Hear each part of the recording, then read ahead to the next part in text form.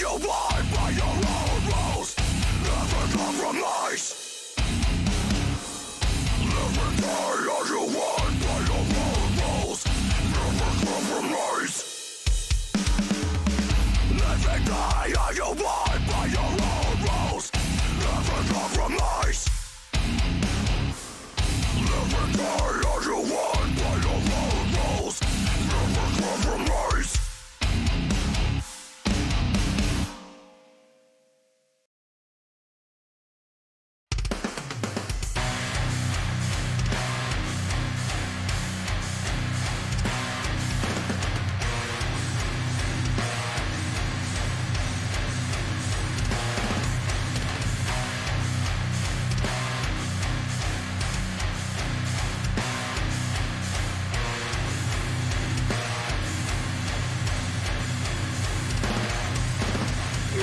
Absolutely impossible as long as we're in this frame of mind, as long as we're thinking the way we're thinking now, and we're experiencing what we're experiencing now, that we understand things in terms of the holographic universe and the holographic brain.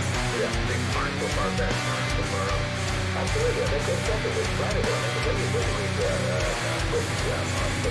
fact of the spectrum open-minded factor, so we'll come to this conclusion, yes, everything in a hologram.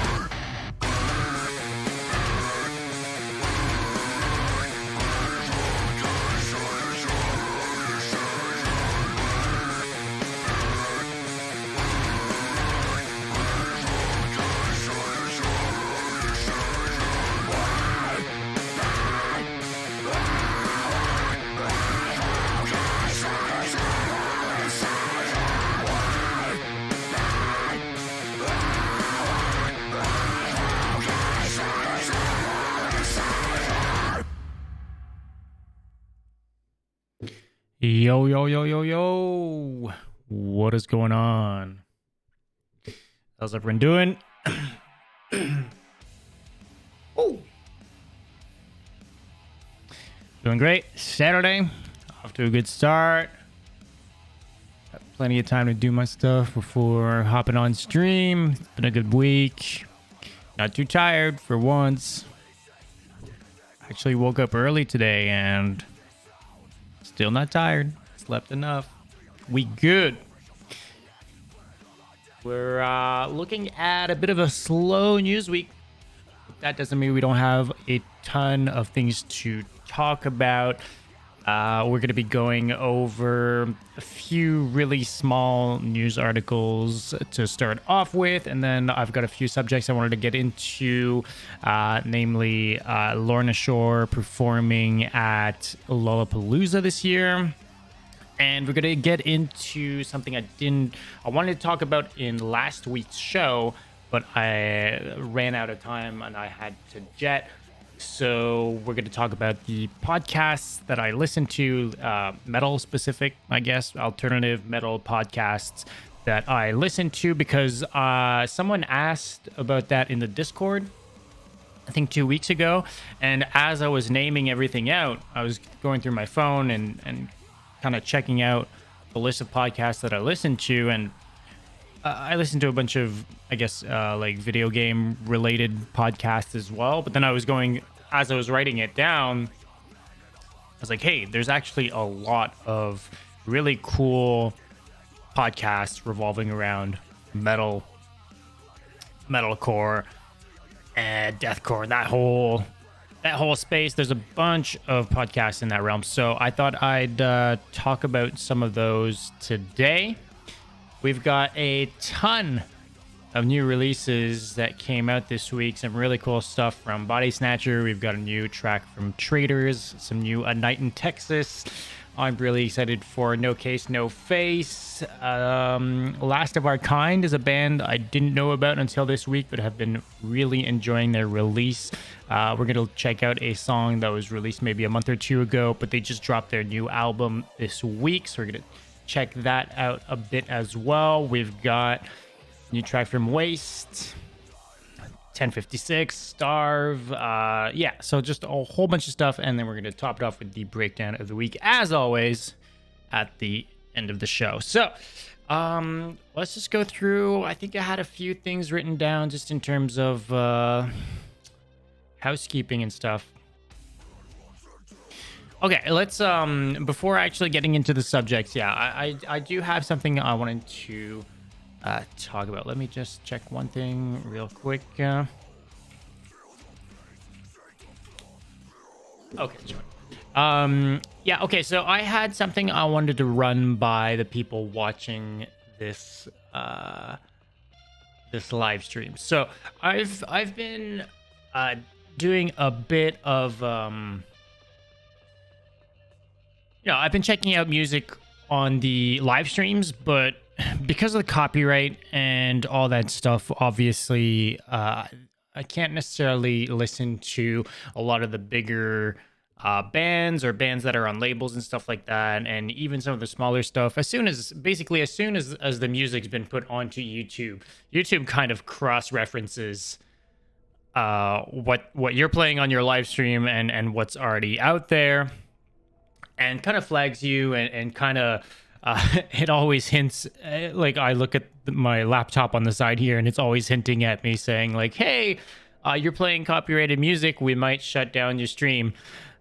Which obviously I can just like start up another stream if I want to, but it's like, the people that are watching, it makes it so that their stream actually stops, and then you're not really sure people are actually gonna figure out that they can come back and watch the new stream that you started. So it's been a bit of a stress on my end. I don't do like reaction videos and stuff like that. I know I wouldn't, like, as the second that I put any sort of music that's copyrighted into one of my videos, I know I'm not, like, I wouldn't be making money off that video anyways. I'm not making money off these videos regardless, because I don't have enough like watch hours and subscribers and all that stuff. But even if I did, it just the second I put music within my stream that's copyrighted, and then there's no money to be made there. That's something I'm fully fine with, considering the fact, like, when I started this whole thing, I knew this was all going to be about music. So it'd be kind of weird to have a whole music channel / live stream and not put in a single second of music in there. There are some ways to get around it. I mean, you could get permissions. I could just do 30-second clips. You know, fair use is kind of like a weird thing where technically, you know, like, just in the same way that reactionary content exists on YouTube, technically speaking, I am allowed to, let's say, stream a YouTube video on my channel as long as I'm actually adding value to said video. So, you know, typically that would be like talking over it, that would be giving more insight, it'd be making an actual video around it. But it's very loose. So when you're live streaming, there's no nuance. Like your YouTube algorithm is just picking up if there's copyrighted material or if there isn't, and there's no nuance on that end on whether or not I'm actually transforming the content. So for live stream stuff, it's a bit hard to play music. I've been doing it, but it's been a stress every single time. Some streams I've just full on said, okay, I'm not gonna play any more music because it's too much of a hassle. Everything's being blocked. Everything is telling me that it's gonna be stopped. So that being said, what I really wanted to get into is I basically doing because I would really enjoy listening to music with some of the listeners. For anyone interested, and being able to have a discussion about that, whether it be like in a voice chat or whether it be like on some sort of call or whether it be through a chat, I'd love to be able to just do these kind of listening parties where I'm able to listen to whether it be a bunch of songs or whether it be a full album. Like, that'd be super cool. Like, a new album comes out and you know, you listen to that album in full with other people that are interested. Like, that's something that I think would be a cool experience, but I can't do that on YouTube. That's not a thing that I can do. I could sort of ish do it on Twitch, but I don't want to start like a whole other thing. And I mean, by be able to do it, I mean, I wouldn't get my stream shut down, but it's not any more legal, technically speaking. Twitch just doesn't enforce rules, so I'd be fine on that front. But you know, I'm comfortable doing the full like live stream stuff on YouTube here. This is where my long form content lives, and I like having all of that in one place. I personally think that's the future. So I want to put my eggs in that basket. That being said, I have the Discord. Got the Discord server. I'd be able to do some stuff over there. You know, maybe stream an album there. At least it's somewhat gated in the sense that it's, you know, it's just within the community. Yo, Jordan, what's going on? Long time no fucking talk, dude.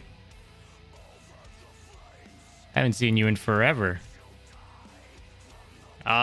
Yeah, so I mean, I was thinking about maybe doing this sort of stuff on Discord. Obviously, more people are there's more of a reach if I do something like that on whether it be like Facebook or YouTube or Twitch or anything like that.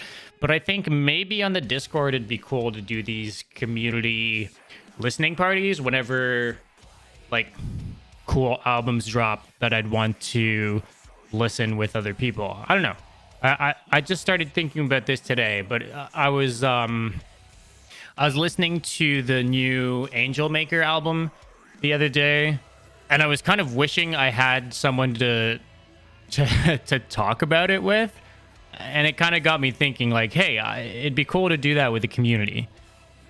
So I'm throwing it out there. If that's something you'd be interesting, do let me know, whether it's, you know, in the comments afterwards or whatever, or in the Discord chat. But yeah, something I've been thinking about. I know some people, to kind of get around, you know, copyright and stuff, they'll gate stuff through Patreon. And I mean, I don't want to put a paywall to any of that sort of content. I mean, if I have enough of an audience, like a bigger audience, and I'm actually like doing this more of a full-time kind of thing, I could see monetizing once it's there, but I'm not putting out enough content to justify putting content behind a paywall. I think if I were doing, you know, if I was putting new videos out every other day, and then on top of that I was able to monetize with a few extra videos here and there, and putting that through Patreon and doing some community stuff there, that I could maybe see, but I'm like nowhere near that. And you know, I'm not trying to have 0 people see this content. So I think through the Discord something could be cool. I don't think there's like copyright bots and stuff on Discord. I don't think. Maybe I'm wrong, but I haven't heard of anything like that. Yeah, I don't know. I just wanted to throw that out there because I thought I've been thinking about it. I think it could be cool. Let's jump into some of the news for this week. Like I said off the top of the show, this is a super slow news week. We've got this tweet here, which I guess I can have a bit of a larger conversation around. Let me pull that up on the stream. Okay. So we've got Rose Funeral posting new single Father Death drops this weekend. This was posted, we are the 26th, right? Yeah, this was posted yesterday. Couple things here, like this is like a poorly cut like screenshot from a cell phone. So that's that. I have a hard time understanding how a band can say, hey, we're dropping a new single like in the next few days, and not know exactly when that single is coming out. How don't they know yet? It's so weird to me. Like, oh, this weekend sometime.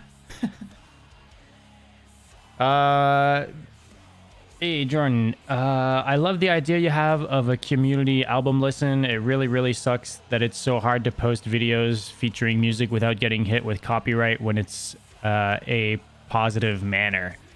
Yeah, I mean, that's kind of like the whole argument around like reaction videos and stuff like that. How like a lot of this stuff nowadays, it is like that's the whole marketing. Like it's becoming a big part of getting the word out about certain songs or music. You look at some of these songs that really pop off from like a viral marketing standpoint, like whether it be on TikTok or whether it be on YouTube from like reaction videos and stuff like that. You look at the views on that and it's completely insane. I understand that like it kind of sucks because like the band themselves or the label is not getting that money from those views. But you know, it's yeah, I don't know. It's just like it's the same thing as having your music on Spotify at that point. Like you're not really making much money off of that stuff either, but yet that's fine, right? I have such a weird I find it so weird, that relationship between like labels and bands being all the way no to like having these streams of like communities listening to an album together and hyping up an album and stuff like that, or like reaction videos, but at the same time are willing to put their music on Spotify. Like it's just I don't get it. During saying, but like I get it, live streams are great, especially for engagement with your community. However, for some people like myself who live in different time zones, miss out to that stuff. Sorry to bring you from your topic. Yeah, you're good, dude. Yeah, time zones are always a weird thing. For like North America, it's not too much of a hassle. You've got a 3-hour difference tops, but trying to coordinate doing stuff with the community where it's kind of worldwide, where you've got people from Europe or Australia and stuff like that as well within your community, I guess it gets kind of weird. But you know, at the same time, there's a few streamers that I watch that like exclusively stream, like, a lot of streamers actually that I watch, like on the gaming front, they stream like Monday to Friday 9 to 5 sort of thing, and I'm like, dude, I work Monday to Friday 9 to 5. So it's like I almost wish I was in a different time zone. But yeah, I guess kind of part of the game.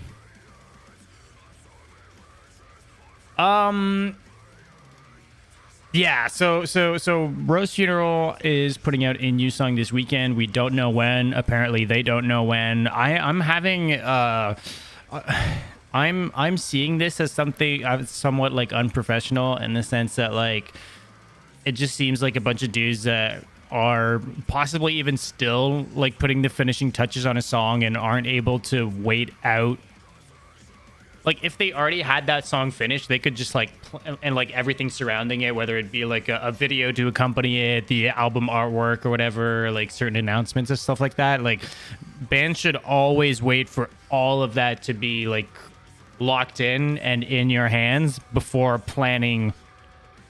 announcing that you're dropping something for a specific date. Like, even if it's, like, this is particular because it's, like, within the next few days kind of thing, within a day or two, which is really weird to me.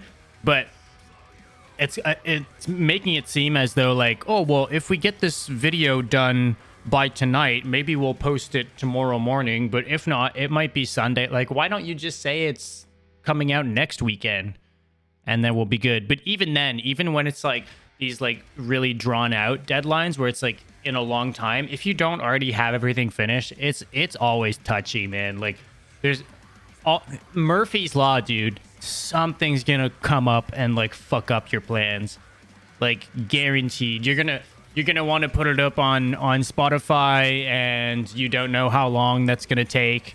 For whatever reason, it gets lost somewhere, and oh shit, it's like not out on time. I hate when bands start like releasing music, like they'll put out a music video, or they'll put out a link to like the music on Spotify or something, and oh, sorry, it's not out on Apple Music yet, and these other platforms, and yeah, and they just kind of like sporadically drop everything because it just wasn't planned ahead of time enough ahead of time. I don't know. I can't speak English, but yeah, I don't know. I'm really hoping this is good. Someone in the Discord earlier was talking about how Rose Funeral came before them, so they hadn't really listened to Rose Funeral in the past, and I went back and listened to Beyond the Entombed, I guess the last like single for the only really single that they put out for the last album they did, which came out in like 2011 or something like that, and that shit's still really good. Super melodic. They really remind me of Carnifex. I think more so what Carnifex has kind of like become, but way more polished and more modern sounding. And then we're seeing this with a bunch of these bands. Like Rose Funeral hasn't put out any materials in like 10 years. We're seeing bands like Knights of the Abyss do the same thing, Muro, like a bunch of these older bands coming back with a 10-year gap. And it's kind of weird to set expectations. Like, what are we expecting out of this? Do we want Rose Funeral to sound exactly how Rose Funeral sounded 10 years ago? Or do we want them to have modernized and, like, actually progressed into something better? I, personally, would wish that these bands like kept evolving, even though they haven't actually been putting out music. Like naturally, like if let's just say, like, let's take the guitarist. Let's just say the guitarist hasn't put out an album in 10 years. Doesn't mean he stopped playing guitar for 10 years, right? He must have gotten better. He must have still kept writing maybe some songs or getting better at songwriting, or I don't know, you know, like there's, and like as time goes on, your tastes change and you indulge in some more new music, and you know that changes your perspective on things. But for whatever reason, all of these bands, all of them, they put out material sounding exactly how they sounded like 10 years ago. I get that some of the attraction for some of these bands putting out new material is for like the nostalgic side of things, but like to me it's just weird. Like I just said, like I really enjoy like Beyond the Entombed as a song, but there are some things in that song that scream 2011, and you know those could stay in the past. It's cool. It doesn't have to be a 2022 song that has those same elements exactly. It's cool. We can move on. But that's just my opinion. I know a lot of people really enjoy and get a kick out of like nostalgia and stuff like that. I'm just not really a nostalgic person. Funny enough, if I'm nostalgic for one thing in the world, it's probably like that old school era of deathcore. 2006 to like 2011. Like 2010, 2011 had like a bunch of really fucking amazing releases. Because deathcore at that point had kind of like had time to brew and modernize and take out the trash and bring in enough like new ideas to make some really interesting stuff. Like to me, like around those years, that was like peak deathcore, and I do have very like fond memories of that stuff. But the thing for me is that all that music still exists, and I still listen to a lot of that music, and that's fine. I don't need like any more music sounding like that necessarily. It's cool if we just focus on moving forward and making some new stuff. I'm partially bringing this up because are they on Twitter as well?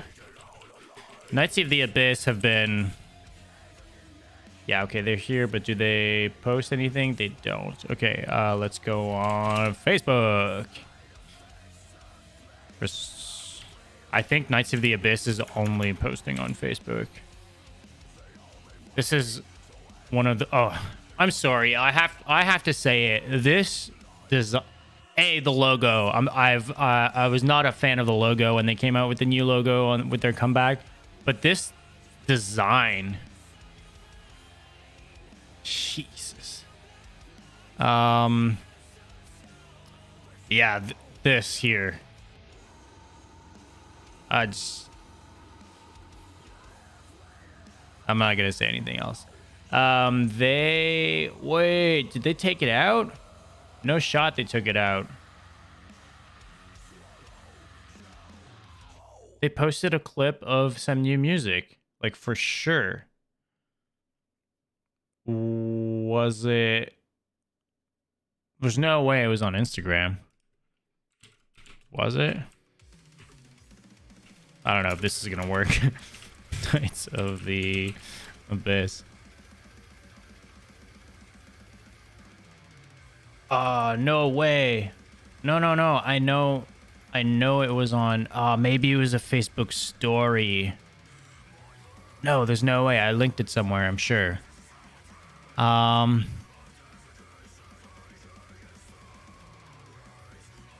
Okay, I can't find it anymore. Anyways, they put out a clip of some new music, and it sounds exactly like 2006. We're not talking 2010, 2011. No. 2005, 2006, straight up. But you know, people are there for it, I guess. I personally don't get it. I'm not a fan of that sort of stuff, but I guess some people are. So that's that. We've got, let me just, I didn't link that stuff over. Let's just do Sleep Token. Okay. So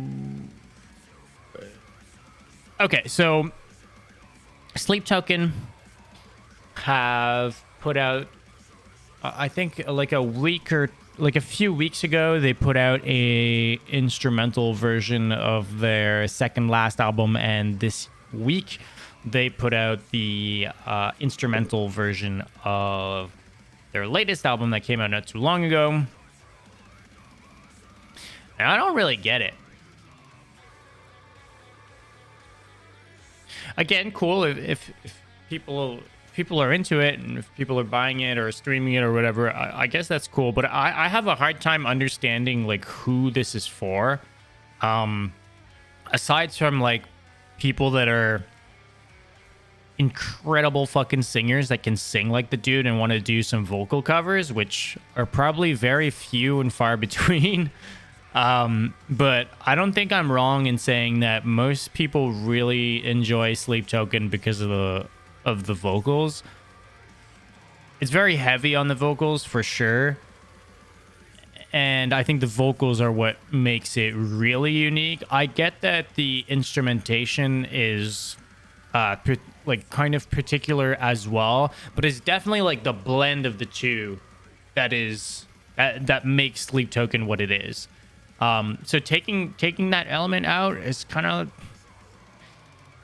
weird to me. I know a bunch of bands do this, like put out instrumental versions of their albums, and honestly, I've never really understood the reasoning or the hype because like I don't think there's like an album like that came out instrumentally that I ever thought like, yo, this is so cool because now I'm going to listen to this album because I actually hate the vocals on this album. So this is going to sound so much better. You know, it's just kind of not how music works. Like your songs are structured in a way and composed in a way that they usually try and play off the vocals, and the vocals play off the instrumentation and stuff. So just taking the vocals out is just like weird to me. If we want to talk like concrete like examples, if you go and listen to some of the Intervals, the band Intervals, their stuff that was strictly instrumental, and like it was made as an instrumental, or like if you listen to a band like Polyphia, for example, like these songs are written with having no vocals in mind. Like that's how they're written, and by that I mean that the instruments, there's something within the instrumentation that usually kind of replaces a vocal, whether it be more like guitar leads and stuff, or some of the melodies that'll be popping up will be kind of the equivalent in the end of having vocal hooks. Like that's what it usually comes down to. If you listen to, again, just to go back to Intervals, if they at one point decided they'd try having a singer with them for an album, and they put out an album with vocalists. And I was listening to Aaron Marshall, their guitarist. I think it was on a podcast. He was talking about the fact that having a vocalist there, it completely changed the way he approached writing the music for that specific album. Because obviously, if it's all shreddy and a bunch of like hooks and lines on guitar, it just doesn't give any room to breathe for a vocalist to have its own melodies come in, its own patterns and its own things going on. So he really had to take a step back and be like, okay, we're gonna kind of weave it in and out. Like, obviously this is still like a prog project, and I want to showcase like that genty like guitar melody and skill or whatever, but I've got to leave some space for the vocalist to actually have his own like melodies and hooks and lines and stuff. So it wasn't just a matter of like if you just take the vocals off of that album, it doesn't give you an album that's equivalent to some of the other material that Intervals put out. That's just not how it works. So all that being said, I'm having a really hard time understanding who these instrumental versions of albums are for. Like, I could maybe envision, I don't know, if I was in like Sleep Token's shoes or whatever, I could envision like a song or two that have like instrumental versions, or at the very least have like some sort of, not necessarily like an acoustic version, but like an instrumental version that has some differences, right? Having some more guitar melodies kind of replacing maybe some of the vocals and stuff like that. I don't think that sort of stuff would work for an entire album, but I think it'd be a cool experiment for a band to do, like just for like a one-off song, just like as a single, as like an extra bonus to whatever. In the same sense that bands will do acoustic versions of their non-acoustic songs. It's pretty much the same principle. But that doesn't equate to just taking the vocals off of a track and giving it to the people. Again, unless these bands are like purely putting this out for like vocal cover purposes, I just don't get it. But obviously in typical Sleep Token fashion, I mean, they're presenting this in a kind of weird cryptic fashion without ever saying too much. So we're never going to get like an extensive statement from Sleep Token as to why they would do this. And at the end of the day, they can do whatever the fuck they want. And that's cool. But I just don't get it. I'm a huge Sleep Token fan, by the way. I can't like overstate this. I'm not as much of a fan of the album that just came out. But Sundowning, the album before that, dude, I haven't binge listened to an album as much as I did that one in a long time. I haven't like fanboyed over a piece of music in a really, really long time in the same way that I did for Sundowning. So, I mean, this is all coming from the heart. I'm not just trying to bash Sleep Token. Like, I fucking love the band. But this is more of a statement towards instrumental releases in general. All right, I ended up talking about that way more than I thought I was gonna. So, that's that. Moving on. One of the bigger things to come out of the metal world, I think, in the last week, at least personally, is this Lollapalooza lineup, which features a ton of bands that I don't know, because that's just not my scene. But it starts off with Metallica, which is kind of indirectly, I wouldn't call them like, it's not like... I don't like Metallica, but you know, it's part of the metal realm.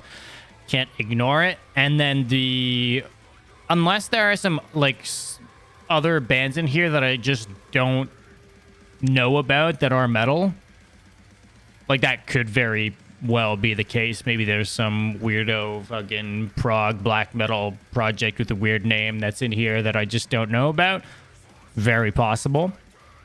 But Lorna Shore here at the very bottom is the only other metal band on the bill, aside from Metallica. If anyone in chat has knows of any other metal bands in the thing in the lineup, do feel free to correct me. But Lorna, sure. I'm gonna talk about two things here. One really quick is the fact that it baffles me. I wrote about this in the Discord when I posted the flyer, but it baffles me that Metallica, of all bands, Metallica being a metal band and like a pioneer of metal, you know, they shaped metal for sure, you know.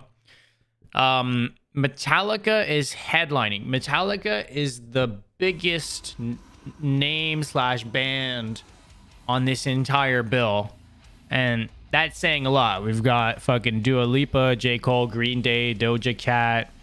Like, we've got some heavy hitters in here, but Metallica, a metal band, is the biggest band on this whole thing. It's super cool to see, for one. It makes me wonder, like, I know Metallica is very broad and like intergenerational. It's not just like older folks that grew up with Metallica that enjoy Metallica, but like, let's say people that are like really big Metallica fans, do they like any of these other bands on this lineup? Or is like paying a super fucking expensive ticket for, I'm assuming they sell day tickets and not just a weekend pass, but maybe for these people it's still worth paying whatever a ticket for Lollapalooza is for a single day just to go see Metallica, even if they're not seeing any other bands. Or is Metallica like one of those bands that, you know, like older dads listen to, but obviously don't listen to really any other like metal anymore, and actually do listen to like Doja Cat and MGK? Well, maybe not MGK. That's maybe a bad example, but you get what I mean. Like, so that maybe there is some crossover between like Metallica and some of these other things. Unless it's like 100%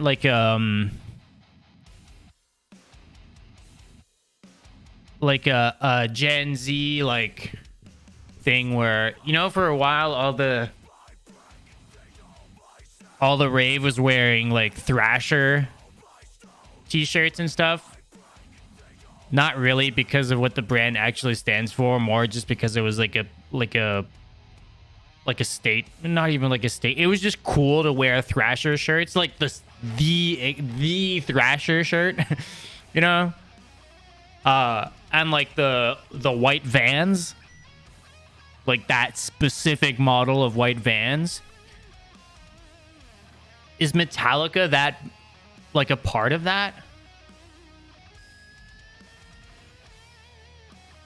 Just like these 15-year-old girls wearing Nirvana shirts that never heard a Nirvana song. And I'm never gonna hate on people for that sort of stuff. Like, you do you wear what you want, you listen to what you want. I don't care if you wear something that you don't listen to. That's not my thing. I really don't care.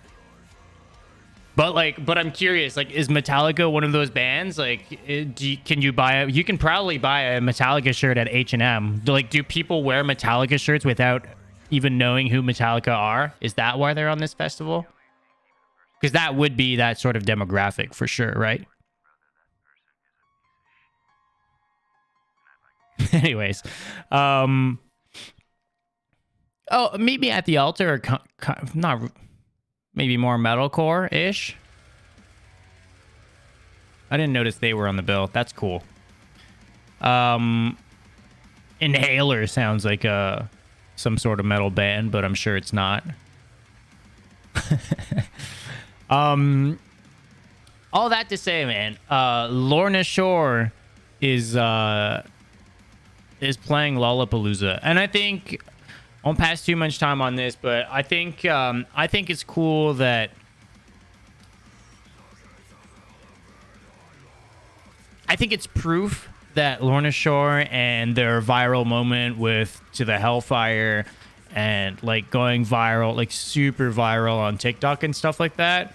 This is really proof that it really broke into the mainstream. Like, whoever's putting together Lollapalooza thought there was value in Lorna Shore being at this festival, despite the fact that there's literally no other fucking metal bands on the bill. It's not like they were saying like, oh, okay, you know, like we're gonna try metal out this year. We're gonna have like a few metal bands on here, and you know, at least like if you're coming for Lorna Shore, you can probably go out and watch like a few other metal bands and stuff. That's not the case. This is just Lorna Shore. And I mean, maybe there's some crossover between Lorna Shore and Metallica, but it can't be that big. You know, if I was going to Lollapalooza to see Lorna Shore, I wouldn't be sticking around for Metallica at the end of the night. I could not care less. So yeah, it's interesting. Like I can't wait. Like I think that's what most people have been saying, you know, like I can't wait to see if just to see like the videos and stuff come out of this, because this will be super interesting. It's like late July. It's not too long from now, which is pretty cool, because I'm really eager to see what the crowd is gonna look like and how the crowd is gonna react. Like, are there gonna be like a lot of people that really fucking enjoy Lorna Shore that are gonna be there? Probably. I mean, if you look at the rest of the lineup of bands and stuff, like you've clearly got people that listen to. I listen to Dua Lipa and I listen to Lorna Shore too, right? So like I'm probably a good example of this. I don't listen to most of these other bands, but it's stuff like that. Like there's obviously some bands in there that people are.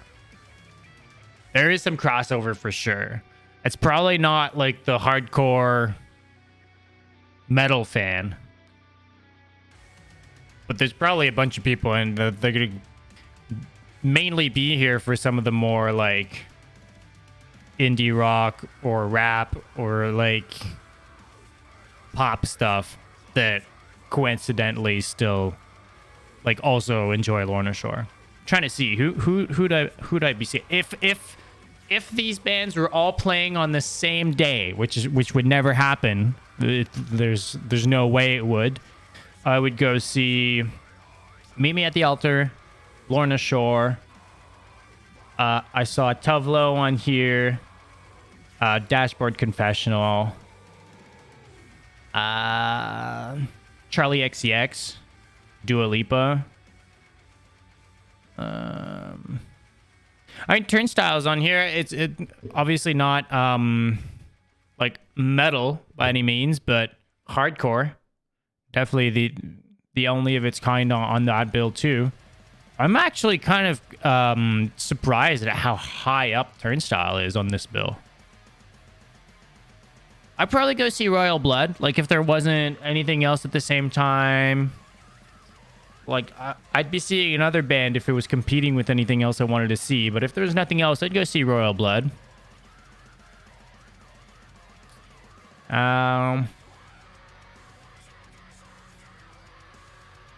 I think I'd go see Doja Cat just because I don't listen to Doja Cat like at all. But I'm sure it's a cool show. I don't know in a festival setting, but yeah, that's kind of it. So, you know, a few bands on there I'd go see. But again, like there's no way they'd all be on the same day, so they'd be spread out on like 3 different days, 4 different days for sure, and I'd have no reason to pay for Lollapalooza tickets just to go see like 1 band per day, 2 bands per day, like top. Yeah, I don't know. So that's it. Lorna Shore on Lollapalooza. It just again, just to bring it back. Like, it's crazy to me how Metallica is headlining this thing, and there's like one, two, maybe you can consider 3 other bands on the entire bill that are like in any shape or form heavy, and like let's just say 1 other metal band. Crazy to me. It's really not mind-boggling. Like I kind of get it, but it's interesting for sure to see how a band can be so big and have so much pull, but completely disregard their style for the rest of the festival. That's just like a testament to how fucking huge Metallica are, man. They could probably pull in like a fuck ton of metal fans just because Metallica is there, regardless of there being no other metal bands on the bill. Crazy. So that's that's that. Let's get into how long have we been going? 50 minutes, not bad. Let's get into some of the podcasts I listen to, because as I said at the top of the show, I've been I listen to a lot of podcasts, like a lot, and let me just, can I like close whatever on my music there right now? We just do this. Okay. Yeah, I'm like a big podcast listener. I do a 2-hour minimum commute per day to get to and back from work. It's minimum. It's like 50 minutes to an hour to get there, and then same thing to come back. Well, there's usually no chance that both ways it's under an hour. So definitely like 2-hour transit every single day. I do listen to a lot of music, but sometimes I just don't feel like listening to music, I'll be honest. A lot of the times it's like super early in the morning. I'm like, hell nah. Like if there's a good podcast to listen to, that's what I'll be doing. So over the years, I've found a few like metal / alternative, whatever you want to call it, podcasts that I really enjoy. And someone asked about it in the Discord the other day, and I started listing them out, and I was like, hey, wait, like there's more than I thought. There's like way more cool podcasts that I listen to than I initially thought. Like whenever I go and listen to podcasts and stuff, I guess it's, you know, I'm usually just putting one on, and sometimes usually that lasts the entire ride to work. So it's not like I'm hopping through like a whole bunch of different podcasts at a time. So I guess because of that, I didn't really notice that I listened to so much, and that there are so many great like podcasts to listen to. But I guess I do, and I guess there are just cool podcasts. So let's get into it. I'm gonna go through this list that I have here, and I'm not gonna like play anything. I'll just kind of briefly talk about each one and what they're kind of about and what I enjoy about each one. And yeah, we're just gonna go down that list. Let's go for lead singer syndrome. I'm just gonna have this here in the background just cause. Yeah, lead singer syndrome with Shane Told, which is the singer vocalist for Silverstein, and he's been doing this for a while now. We're looking at the latest stuff here. It says episode 306, and he doesn't count the new noise stuff as well, which is basically just him going over some of the more recent releases, stuff that came out that year. Yeah, it's like top 5 new releases of the week, top 6 new releases of the week. So however many he wants to talk about that week, but these are usually always an hour long. And the actual like episodes themselves, like the numbered episodes, are always with just a fellow. It's usually with other vocalists.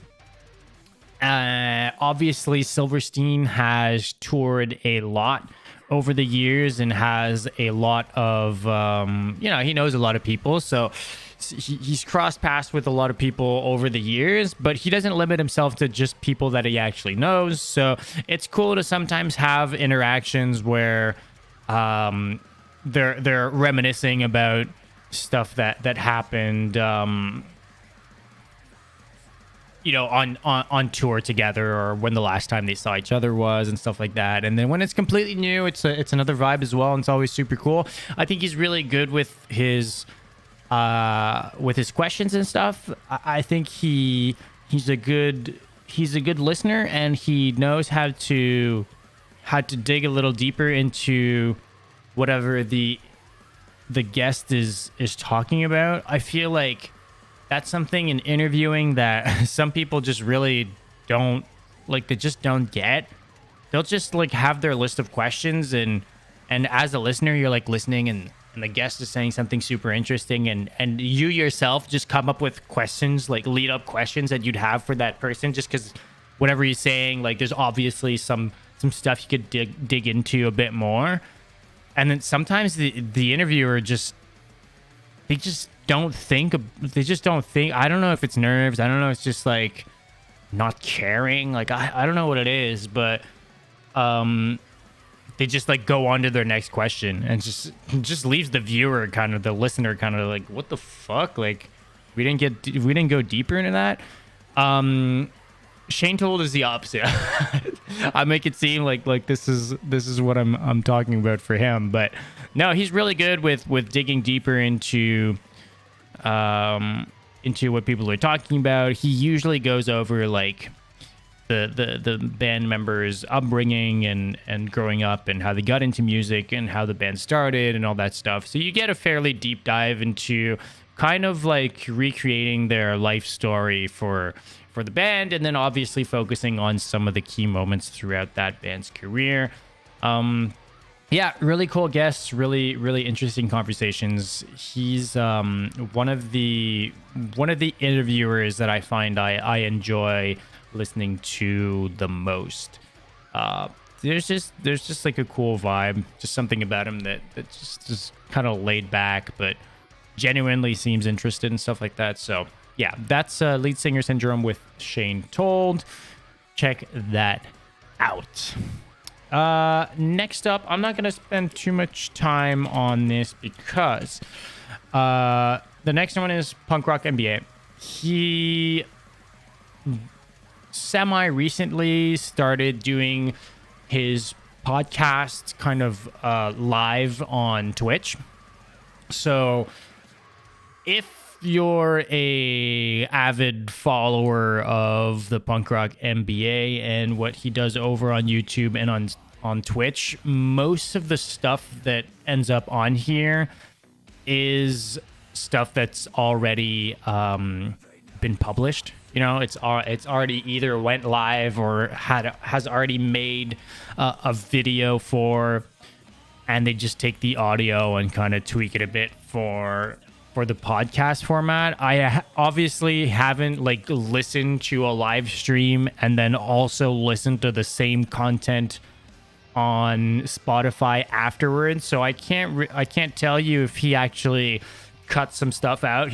They probably chopped the interviews down for the podcast format just to make it a bit more interesting, maybe. But from what I understand, it's pretty straightforward. But he does ask some really cool and interesting questions. But I think more than anything, Finn McKenty has a I don't know how to put it. I really enjoy his perspective on music and the music industry in general.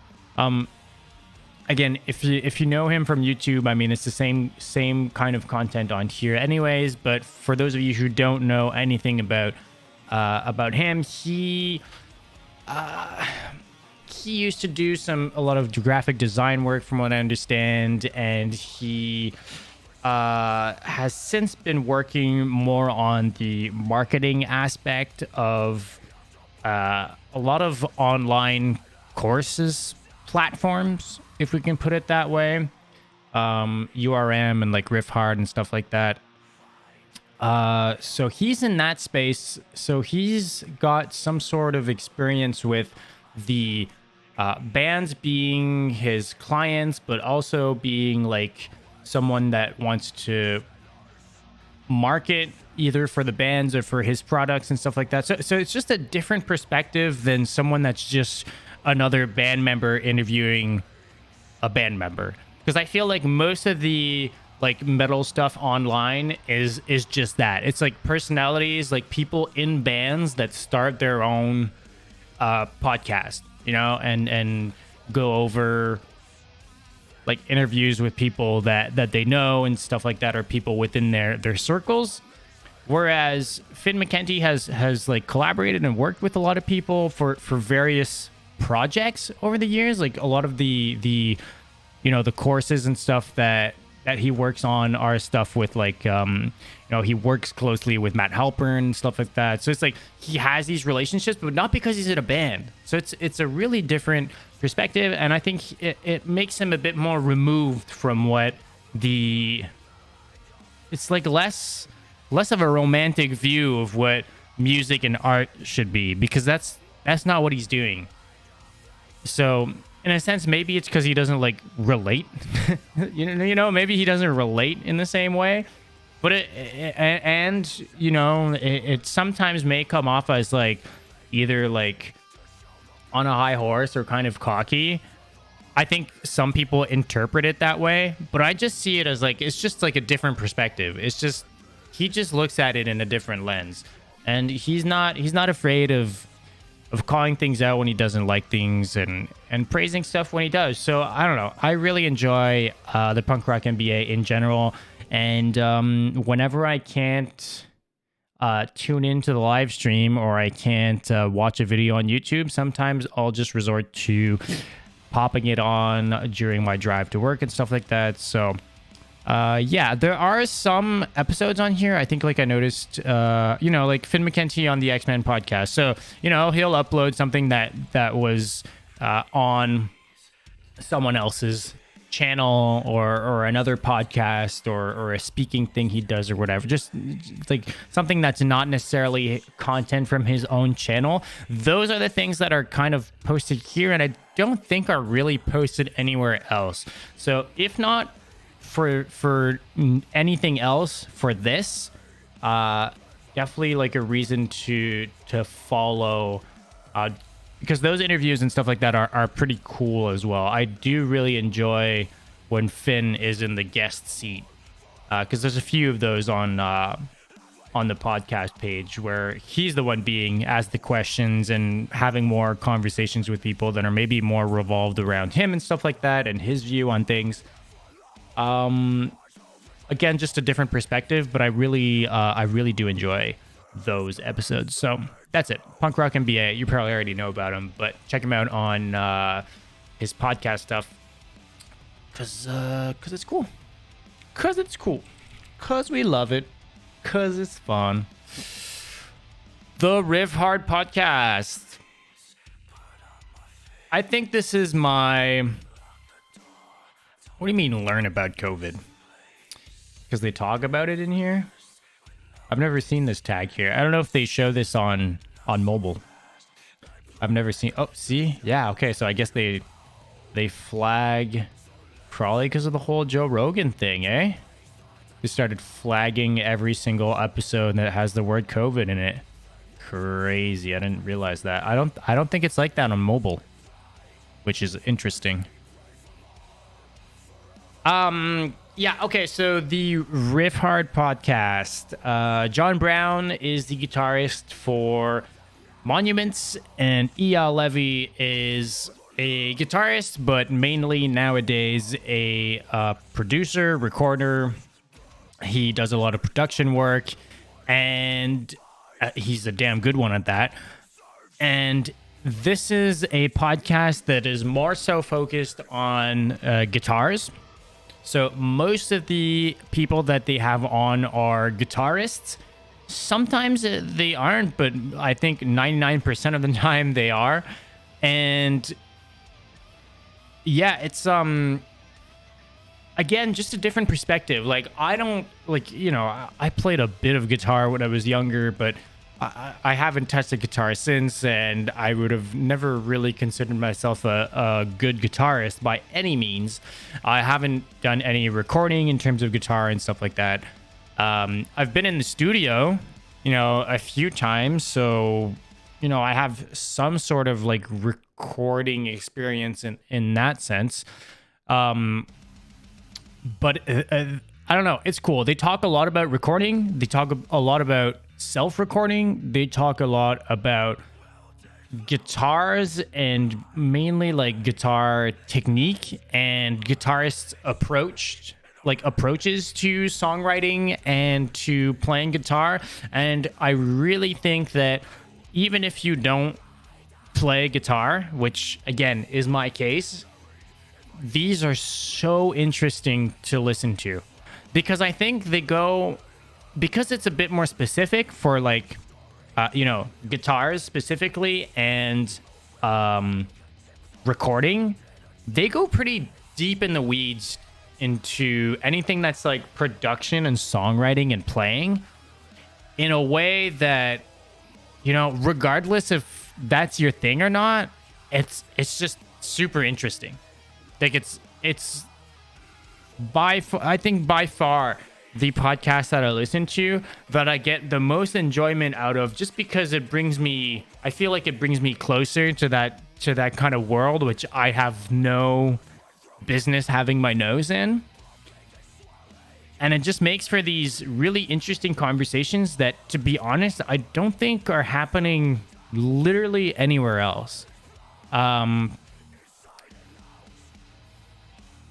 Because even, you know, like with the Shane Told stuff, like vocalist to vocalist, they'll sometimes talk about like vocal technique, but it's usually pretty surface level, and they never really go into studio specifics and you know, the tips and tricks of and like habits and stuff revolving like actual performance and stuff like that. Whereas like this podcast is like all about that. So if you're a guitarist, this is like a gold mine of information, in my opinion. If you record yourself at home, or if you do a lot of studio work as well, but specifically, I think if you record a lot of your own stuff, and if you're a guitarist, these episodes are a fucking gold mine of knowledge.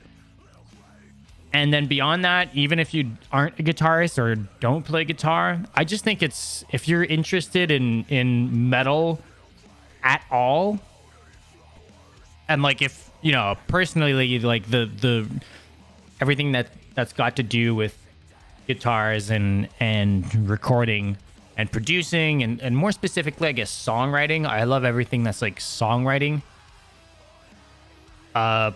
This is great. They go really deep into stuff, and the guests are always super cool.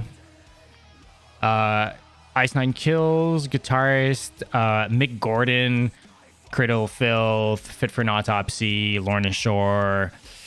Just a lot of really cool guitarists that are coming up on this podcast, and yeah, a very chill, laid back vibe too. I think like it's not. No one in here is like super hype. It's pretty like toned down and stuff, and I think I really appreciate that as well. That's kind of like, I think, my vibe in life in general. So I think I appreciate this for that. But yeah, Riff Hard Podcast. Check it out if you don't know it. I don't hear many people talking about Riff Hard Podcast, so this is definitely one of those that I really had to shout out because I can't get enough of it. Yeah. Okay, we've got the downbeat. the drummer for Straight from the Path. He kind of has a really random guest. So he's a drummer. He does obviously have a little bit more like drummer guests on the show, but you know, Will Putney, he doesn't play drums. Yeah, Brandon Murphy, he's a vocalist, so he talks with like an educator, but he's like a drum teacher and stuff. But you know, he doesn't only talk to band members, and he doesn't only talk to drummers. So this is what I find cool about his podcast. He's really like, I feel most of these people are themselves in these podcasts, but Craig Reynolds just has this kind of crass, don't give a fuck sort of attitude. I mean, very on par with what you'd expect from band members on the road or whatever. But he's very like straightforward and just kind of just says whatever's on his mind. And it makes for some cool conversations. I think most of the guests that he has on are kind of the same way too. Most of the time, I think they're great fits for in that sense. And it's usually just two dudes kind of bantering about whatever they have as like common interests or whatever they want to talk about. It's not necessarily focused on anything specific. Obviously, again, a bit more of a focus on drumming, but not that much. So yeah, I don't really have too much to say about this one. He also has videos on YouTube. He also streams on Twitch. So check him out everywhere else as well if you're not familiar with the Downbeat / Craig Reynolds. But he's got visually, he's got like a, I don't know, like it's stupid to say, but he's like visually got like a cool setup for him actually playing drums on stream and stuff like that. And then even just his sit down, talk to camera stuff looks great as well. Sounds great, looks great. So, yeah. That's the Downbeat.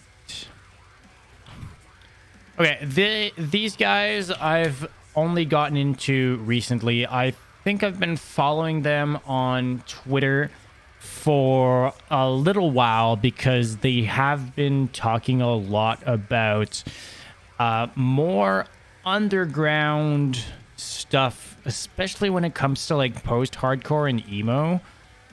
So the state of the scene, obviously not like necessarily strictly emo. If we look here, it says join Sam and Marcos every week to talk about all the big news and releases across emo, pop punk, rock, metal, hyperpop, metalcore, gen, deathcore, post-hardcore, and the rest. So you can kind of understand from that what it's all about. It's very I feel like it's a bit like the format that I've been trying to build out for these live streams, in the sense that they have a pretty structured way of going from subject to subject. They do like let's say they go over the new releases that came out for that week, but they'll highlight some like their top pick of the week, and it's very much so run like a show. You know, they've got like an intro and like just different jingles and stuff for different sections and things like that. I think it's really cool because of that. I feel like Sam and Marcos, they just they bounce off of one another really well, and both of them are extremely, really well spoken when it comes to talking about music. This is something that I struggle with. Obviously, French being my native language and English being my second, I think I'd be maybe a bit more fluent and have more of an eclectic choice of words when it comes to talking about music if English was my primary language. But a full disclosure, I listened to one episode this week, and it was the first time I actually sat down and listened to a full episode. But I feel like there's no way Sam and Marcos haven't done like music journalism or some sort of journalism, but more specifically music journalism in the past. Like, we're gonna get to another podcast in a little bit that I have the same kind of comment about, and I know specifically that dude like used to work for alternative press and stuff like that, so as a writer, so he has that experience. But that's something that, to me, even from back in the days writing these, because I used to like write these shitty like blog posts and stuff about new releases and stuff like that. And even writing for like my old bands and stuff, like writing like press releases and stuff like that, it always came out to like the same words.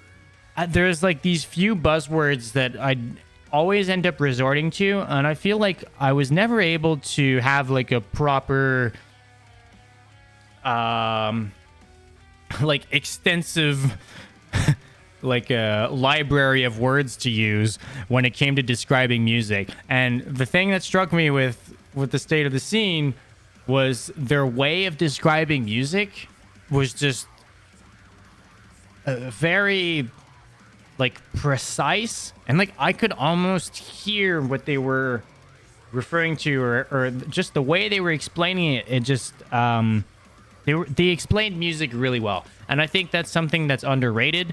I think it's pretty fucking hard to talk about music and talk about noise. This is the same sort of thing like you know, we would record our music ourselves with Depths of Hatred, and then would usually have it mixed and mastered elsewhere. And the few times that we had to deal with that at a studio that wasn't in our hometown, that we couldn't actually like be there and talk things out with someone and actually like have them play around with the sliders and like, you know, go back and forth on certain things like that, like in person, dude, doing it by email, like talking about sounds and like subtleties and stuff, it's impossible. It's the worst thing to do. It like, it's super cool that nowadays you can have your music like mixed and mastered by like anywhere in the world because of the internet. And probably more so now since the pandemic, maybe it would make more sense to have like you know, you could do Zoom calls and stuff and actually like have some sort of face-to-face with whatever producer you're working with, as opposed to back when I was doing it. But dude, talking about music is hard. And all that to say, the state of the scene, Sam and Marcos, they talk about music in a really, really cool way. Very like precise and evocative, and I don't know, I just really, really enjoyed. You know, at first I was like, okay, they're talking about new Wolves at the Gate. I don't listen to Wolves at the Gate, so I was like almost about to like skip through to the next like section or whatever. And then just like listening to it, I was like, no, fuck it, man. This is cool. Like I just enjoy listening to these two dudes talk about a band that I don't really know. And turns out I'm gonna be checking out Wolves at the Gate, because Cedric's gonna hate me for this because he's like a big fucking fan of Wolves at the Gate, and I've just never given them a chance. But the way Sam and Marcos were talking about it, it was like they were really making me want to check it out. So so between that and the fact that they have extensive knowledge like from throughout the years of what's been going on in this scene, I think it shows, and they'll bring things up and compare albums and things to other releases and other albums and things that have happened in the past within the scene. That's always cool to see. It's a fun input, and yeah, I don't know. Nothing but great things to say. Again, I only heard one episode, but I'm gonna be listening. I'm gonna be tuning in from now on, because I really, really enjoyed it. Oh yeah, the other thing I wanted to say, I started off with this, but I have to state this, and like for sure, like Even just following these guys on Twitter and socials and stuff, they have they're pretty tapped into everything that's like emo and post-hardcore, pop punk and stuff like that. Especially with like more newer, like more underground and like unknown like bands and stuff like that. And that's been a big like kick for me, because I'm always looking for new emo and post-hardcore, so I've been getting a ton from them. So that's the state of the scene for ya. Let's do this. Good for a girl. Courtney LaPlante. I feel like everyone says LaPlante, so I'll say that, but like that's like a French like last name, which would be like LaPlante. But I'm pretty sure she doesn't say it like that. She probably says LaPlante. So I just never know. Courtney LaPlante, she's the vocalist for Spirit Box, which has been doing absolutely insane in the recent year or so. And she started a podcast called Good for a Girl, which is dedicated to talking to other women in the scene and just talking about them being their experience within the music industry, especially in metal. And it makes for some really cool conversations, and again, just a completely different approach to what we're used to seeing on other interviews or podcasts and stuff like that. It's cool. It's pretty eclectic. Like, so, you know, she interviewed Katie Babbs, music journalist and radio host for Sirius XM, but she also did the vocalist of Entheos, someone who works at Rise Records, a label manager. So it's cool. She talks to a wide range of women in the scene, and it's always cool to see just like that different perspective, and definitely puts things into perspective. I don't know, cool conversations. I think, you know, obviously, I don't know where I'm going with this. Like, it's not like a gender thing, you know. It's just fun to have like a different take on the metal scene and stuff like that, and to hear some of these things. And like how the women in the music industry, and especially in metal, how they have it, like as a dude, like it sucks to hear in a sense, but I don't think they dwell on that too much. There's a lot of positivity, and I think at the end of the day, if this can empower more women to try to be in the scene, that's super cool. And if some dudes are listening and can take anything out of this, when it comes to who they're going to bring out on tour with them, or who they're actually going to be bandmates with and stuff like that, I think that's cool as well. So all around, I mean, this is super. Courtney, I think, has this personality where she feels. And I mean, maybe I'm completely wrong, but it seems like she feels like a bit shy, or doesn't really like fully. I don't know how to say it. How can I put it?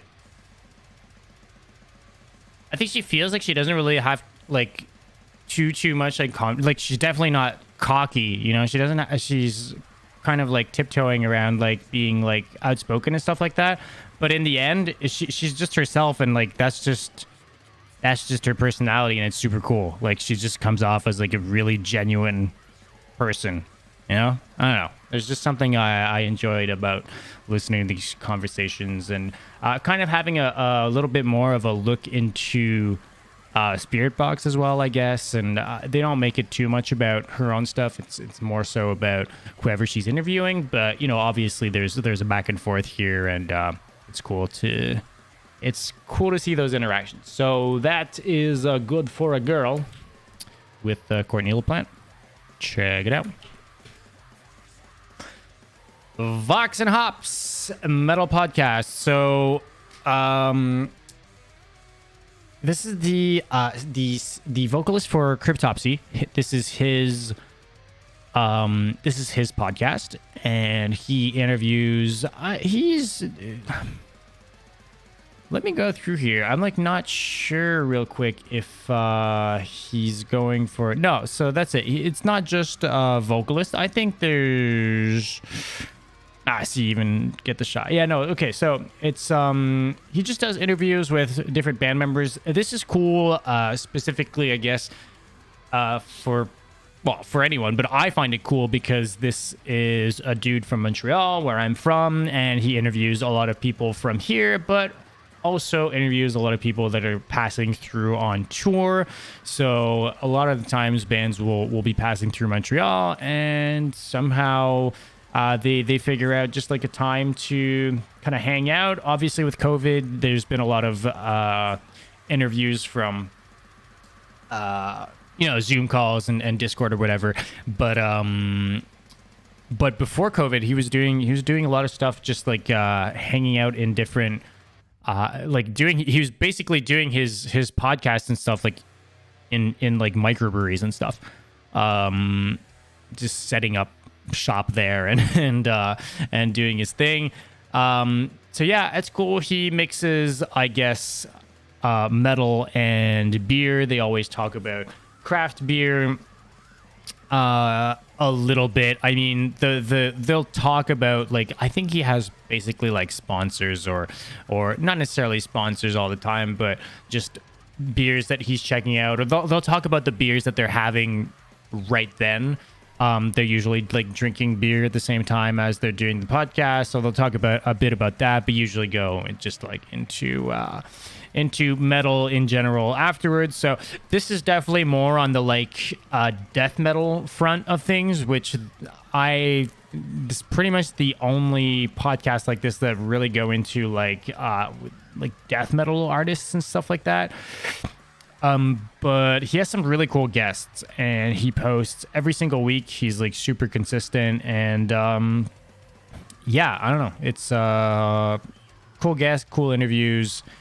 For anyone interested in deathcore, he did an interview with Ricky Hoover of All Sulphur, previously Suffocate, and yeah, new guitarist and Angel Maker, stuff like that. But aside from that, a lot of local death metal bands and stuff. So yeah, this is a cool podcast to listen to. I haven't been listening to too much of them lately because I've been caught up with other podcasts, but always enjoy the listen when I do. Okay, we're gonna go to two podcasts that haven't posted in a while. I'm actually curious when the last time. Newest to oldest, yeah, July 2021. So he hasn't posted in almost a year, but this is like one of my favorite podcasts I've listened to, revolving around music. This is who I was talking a bit about earlier when I was talking about state of the scene. This guy is someone who used to work for alternative press, from what I understand, for quite a long time. And we're talking about like way back in the day when like emo, post-hardcore, and like screamo, whatever you want to call that whole thing, whenever that was the big thing. And I think he's kept up with all of that ever since as well. Obviously is a big interest of his, and he's had different formats throughout the throughout his podcasting time, but for the most part they're mainly explainers, and like he'll do deep dives into certain situations, or events and stuff that happened. And this is all mainly things from back in the day, but like the nightmare of Is Anyone Up, and how the scene fueled it. Like, that's such a cool topic, because no one would ever talk about this shit because it's so niche, but at the same time had like a huge impact on a lot of people. And like anyone that was like alternative back in the day remembers what Is Anyone Up is, and he just does a full podcast around it. He goes pretty deep into archives and stuff, and I don't really understand. Like, he has access to a bunch of archives and stuff from as much for like video, like recordings and like old articles and stuff that you can't really find anymore anywhere. I know there's stuff like Wayback Machine and stuff like that, but just like alternative press, like archives and things like that. But yeah, so he'll do explainers. So like Brand New and Taking Back Sunday's feud explained. Like this isn't like news, right? This is all stuff from the past, but he really does these deep dives into these like incidents and things that happened and different people.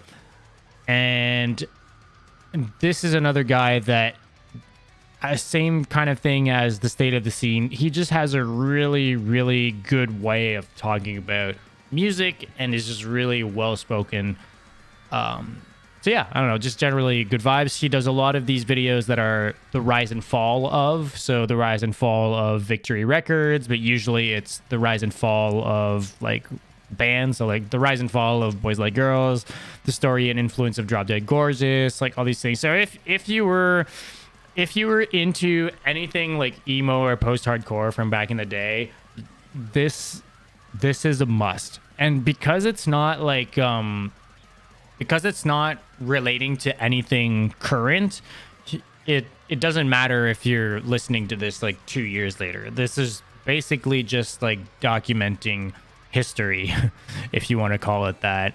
And he does it in a really cool way. Some of them, for a while, I think at the end, he was kind of either at the beginning or at the end of his podcast, he was going over what was charting and what was going on like presently. So that was a bit more like contextual and news kind of stuff, which is cool to have someone's like input on that as well.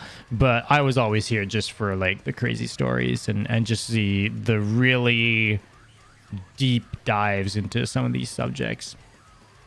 But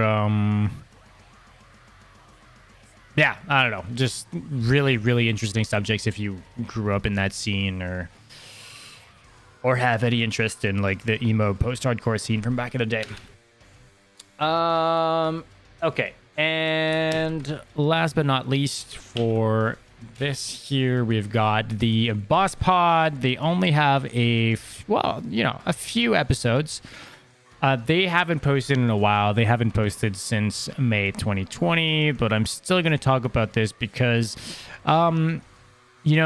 regardless of this being older, I think these interviews were really cool. They did some interviews, but they did some other stuff that was just them talking. Like they did like a year in review, and this is just them talking about the band and talking about stuff that's happened. And for Brand of Sacrifice, I didn't mention, but Brand of Sacrifice, this is their podcast, and it's kind of a shame that they didn't continue doing these. But I don't know. There was just something laid back and cool about having perspective from the dudes of Brand of Sacrifice in particular. Again, I don't have too much to say about it, honestly, because, again, it's been 2 years since they've posted their last episodes. But if you're interested in Brand of Sacrifice at all, I think this is a pretty cool thing to look into, even if it's 2 years later. And then, I mean, some of the guests all the guests are cool. So, I mean, Chris Wiseman of Currents and Shadow of Intent, Nick Nocturnal, Austin Archie of Lorna Shore. They did a pretty deathcore focused, like Ask Me Anything kind of thing. So that was cool. Yeah. Anyways, this is a cool thing to check out if you don't know about it, and hoping that they eventually pick that back up at some point and put out some new episodes. That'd be super cool. And they're obviously like super fucking busy with like everything else they've got going on between the band and some of the members having like merch lines and stuff like that. But, would be cool. We're going to talk about two last ones real quick that I cannot vouch for because I haven't actually listened, but I've been meaning to listen. So I'm going to get ahead of myself and just briefly mention them just so that it's out there. And then maybe I will report back when. But why is it the 2021? Does he just not upload to... so he stopped in 2021. See, that's why I haven't been listening, I guess. Get Talked. I mean, there's 62 episodes. I went through it real quick earlier, and there's a ton of really cool guests on here. Basically, the bassist of Fit for a King. This is his podcast. I don't know why he stopped, but this is, 62 episodes of him interviewing different people within the scene, all mainly people within the metalcore scene. So it's pretty cool.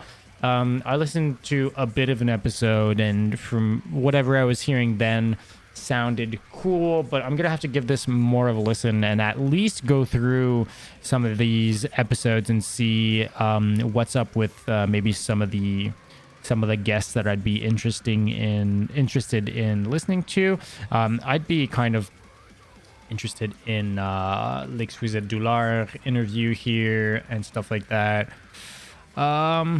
He interviews people from Ghost Inside, Sharptone Records, Our Last Night, The Word Alive. We've got some really cool guests on this podcast. So shouting this one out. And then the other one I wanted to shout out that I've put it into my list as of last week, My Warped Life. So this is Kevin Lyman, the creator of Warped Tour, and this is his podcast. And he just talks about Warped Tour, and I think he goes pretty deep into the nitty gritty business side and logistical side of Warped Tour, and how it started small and blew the fuck up and became the biggest festival ever, and then eventually stopped. So yeah, I haven't gotten into it yet, but there's a ton. Yeah, so he's still posting now. I saw this because a concert photographer posted about being in an episode. So he actually has different guests as well on his podcast. But some of the guests aren't necessarily musicians. They'll be people that worked for the crew for Warped Tour and people that were helping him with his day-to-day and stuff like that. So yeah, just looking through different subjects and episodes, it seemed really cool. I don't know, maybe the dude's a fucking douche and his podcast is just a pretentious mess. Who knows? I have no clue. But again, wanted to get ahead of myself and post this for anyone that would be interested. I think this looks pretty fucking cool, but hopefully it does pan out to be cool. So that's that, man. I think I talked for 45 minutes about fucking podcasts and stuff, but that's what I was saying, man. There's so much. There's a lot of really cool podcasts around alternative and metal music, way more than I thought there was. So there you have it.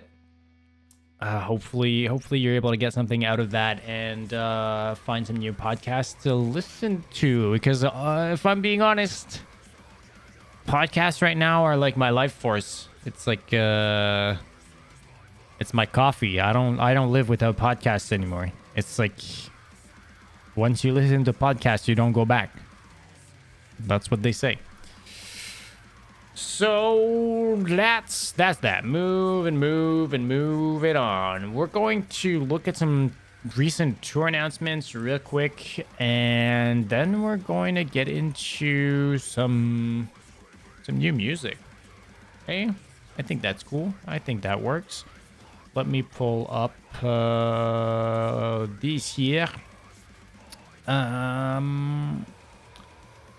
Upcoming tour flyers. Okay, so I don't think there was too much that was announced in the past week.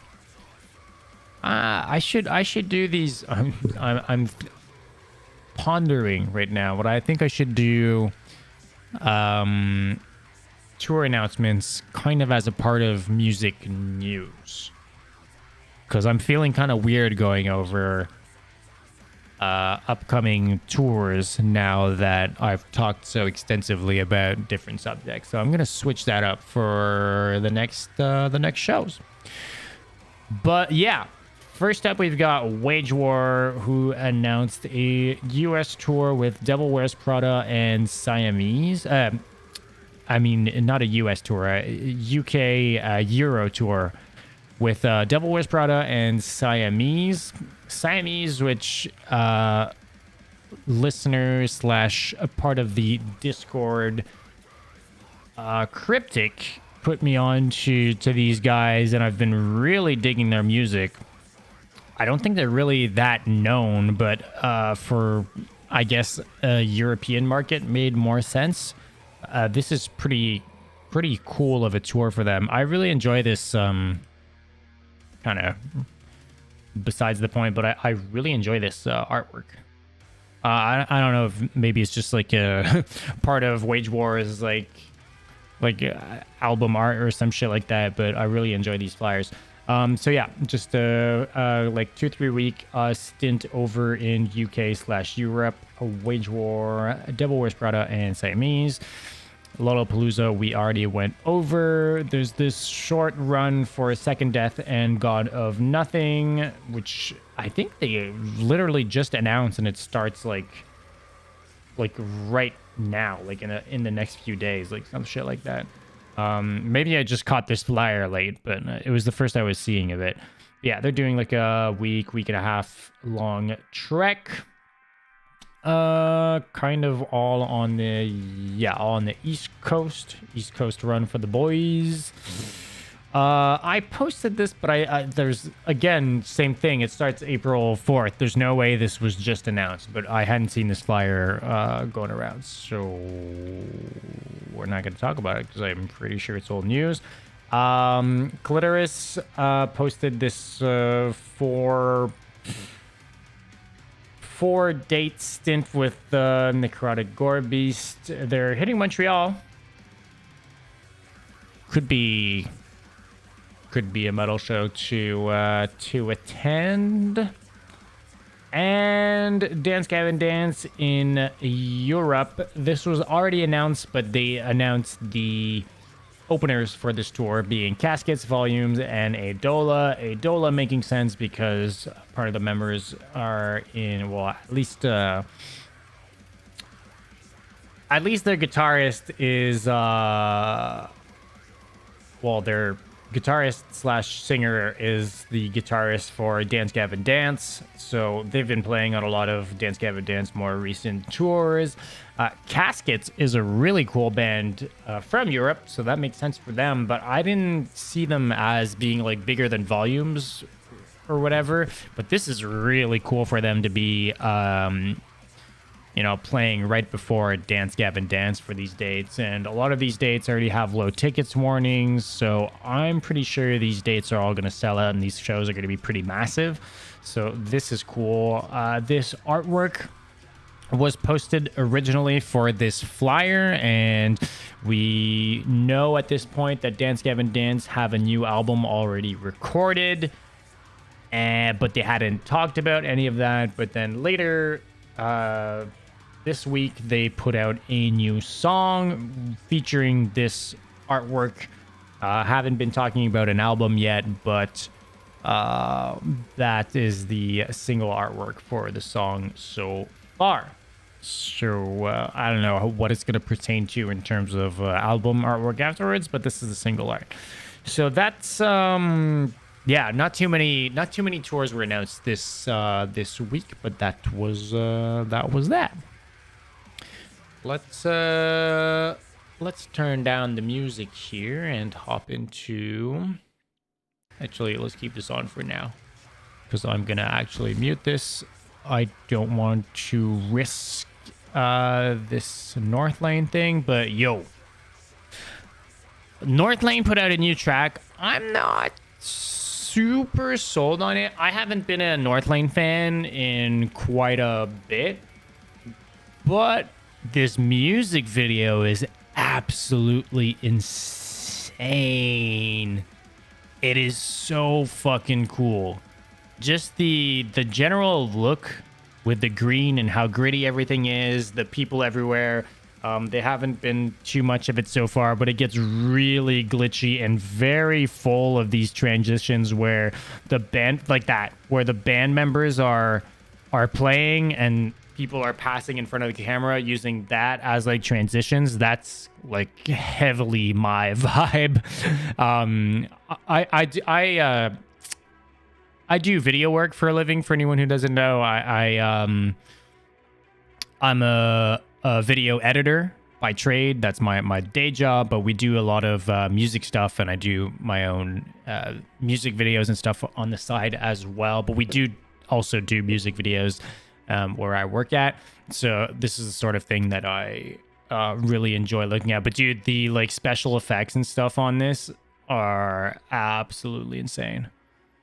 As for like the song itself, it has a really, really cool chorus. I really dig it. But then they have like this kind of slow, sludgy kind of Rage Against the Machine kind of riff as like the main riff of the song, which is a little bit less of my thing, but you know, it is what it is. Why can't I get out of this? Okay, so that's North Lane. Yeah, sorry, I'm not gonna listen to it just because again, we talked about it earlier, copyrights and stuff. Why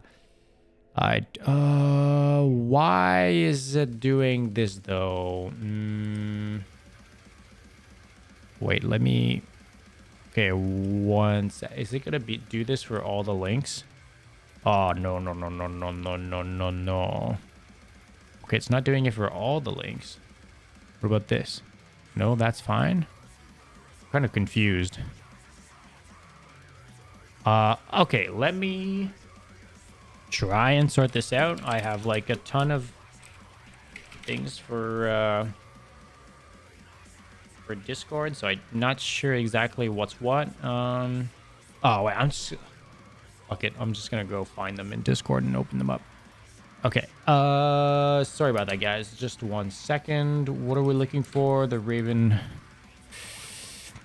Let's do it like this. Yeah. Okay, now we can stop. And yeah.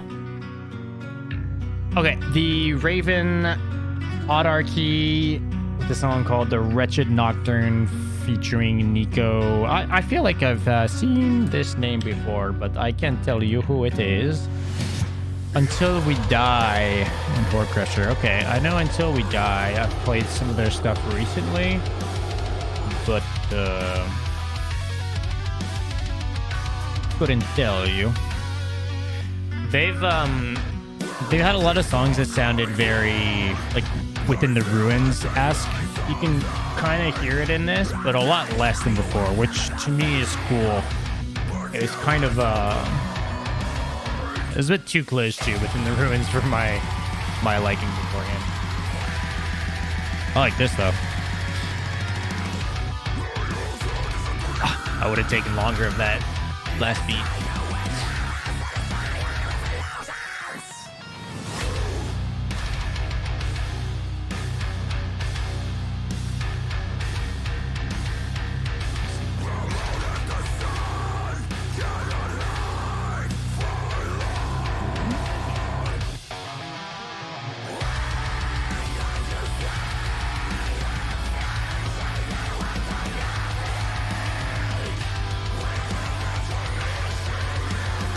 I really like this.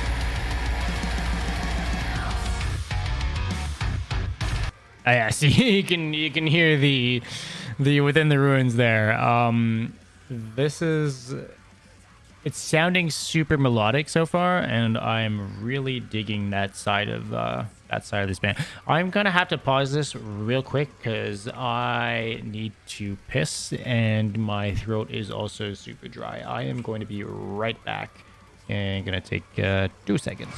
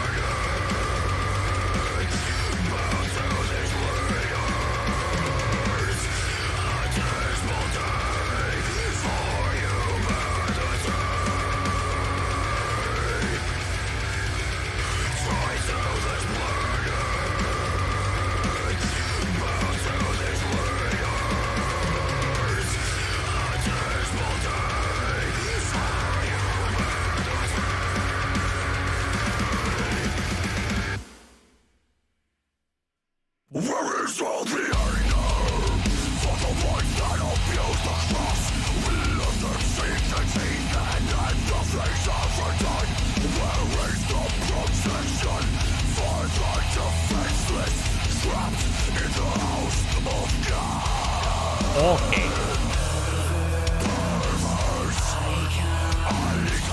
I try.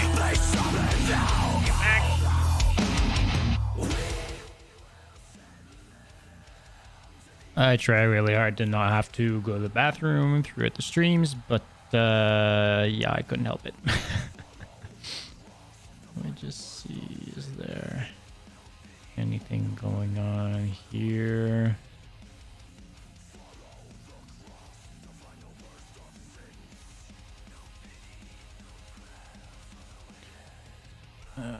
Second, guys.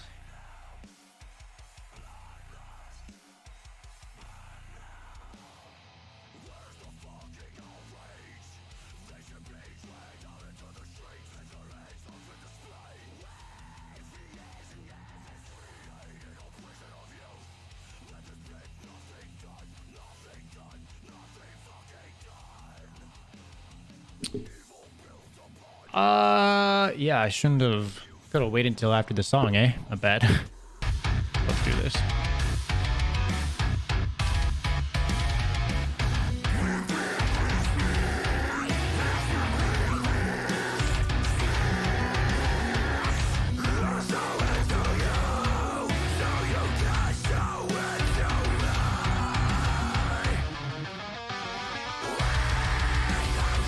Yeah, I really like this kind of mid-tempo, slow-paced, melodic bit.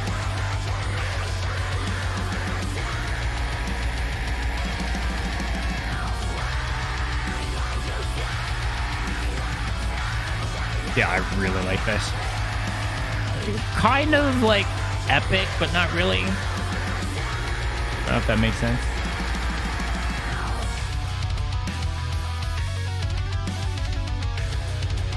I don't know where these guys are from.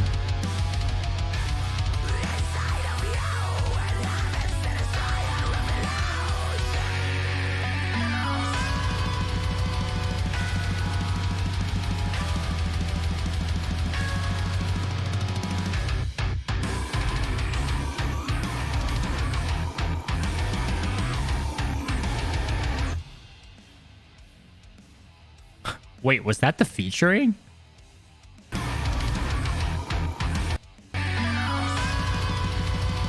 Is that like a 3-second featuring?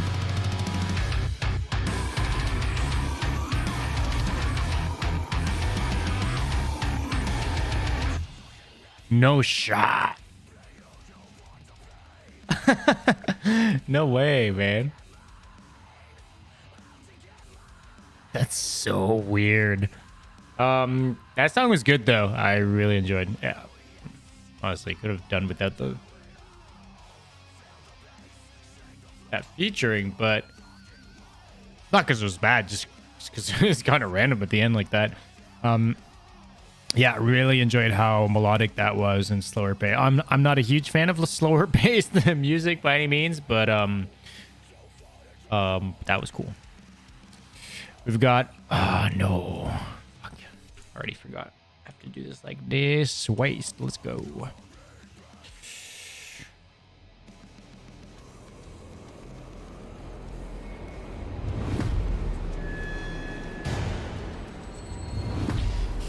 A bunch of band dudes propping this up this week. Saw this kind of all over Twitter. They're going on tour with By the Thousands in a little bit. And the music video, skimming through it, looked pretty cool, so.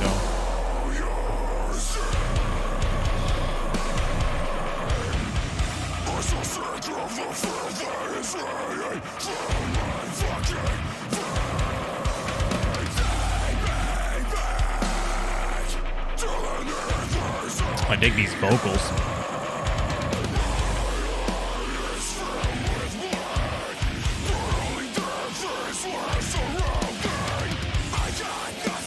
I'm calling it now. This song better not be slow from start to finish. There gotta be a blast beat in here. At least one.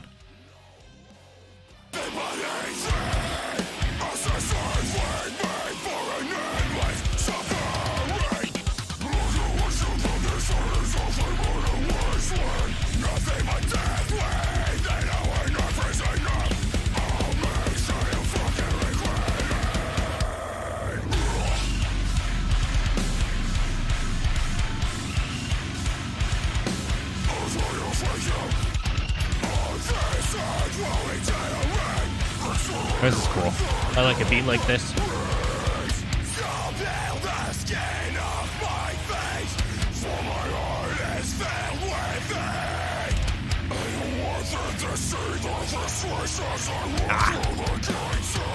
Hey, it's already telling me this copyrighted audio and video in my stream. Ah!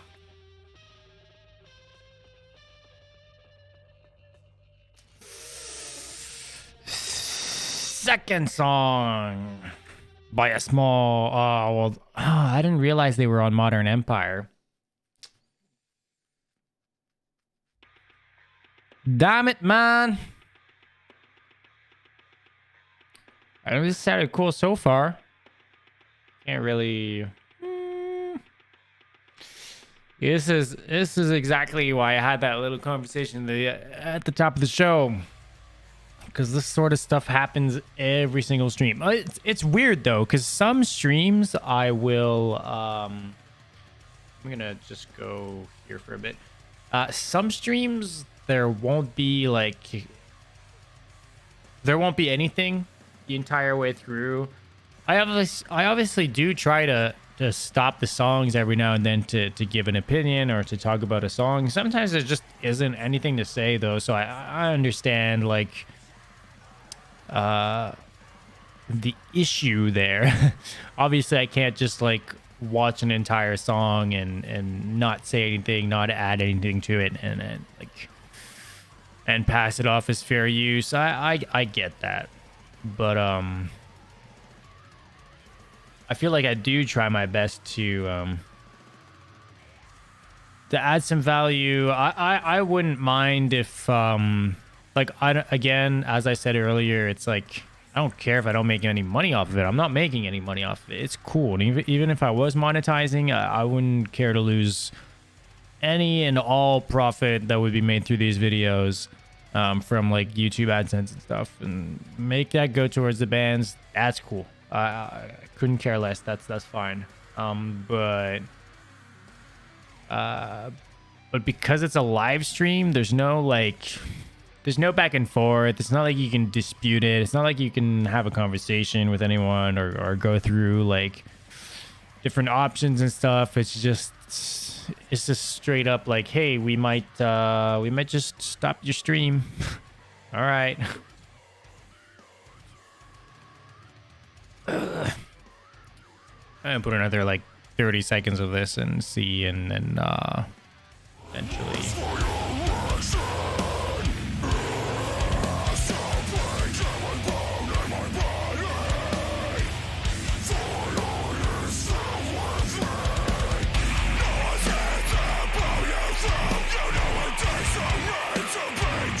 I mean, I'm taking this enough to say that I'll check this out more off stream. I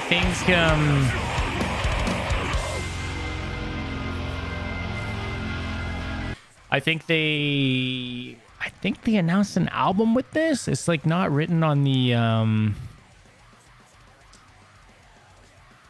it's not written on the YouTube page. But I think they have a new album coming out, and this is a single. Maybe it's just a single. I don't know. I'm gonna have to look that up. At least listen to this seemingly obviously breakdown that's about to come up.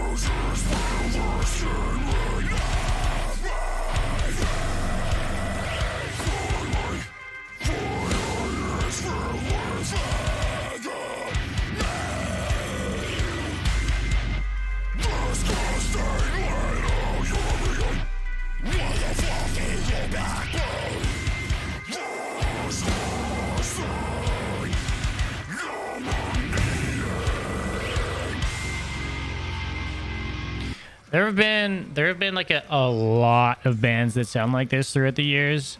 Not too many bands of this particular deathcore, in more recent years, lately. There was a big push of these this sort of deathcore band was all the rave for a few years. But these guys are doing cool, man. I'm digging it. Yeah, okay, it's telling me to stop again, so I'm gonna turn that off. But yeah, I'm gonna go check out more of Waste. At least finish that song, right? Because that song was cool. Let me see here.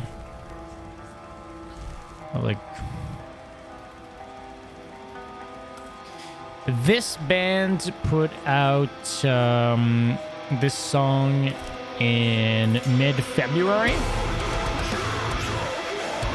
but they dropped an album with this song on it. I think yesterday or two days ago, and I played through most of the album, and it's really good. I really enjoy it. Bit of an old school feel, but it's super heavy. I really enjoy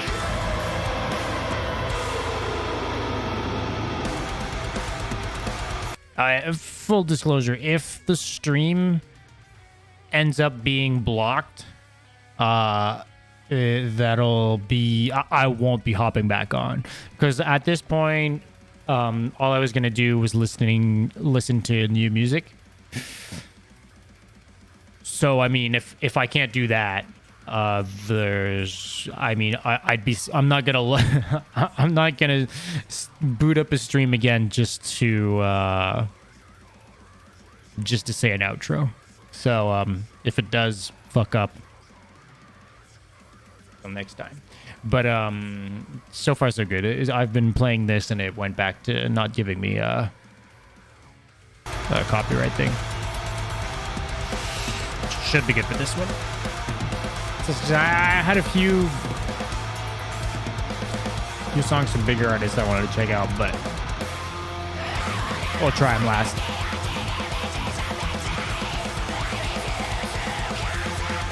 Very like old Dirt is Murder-esque style here.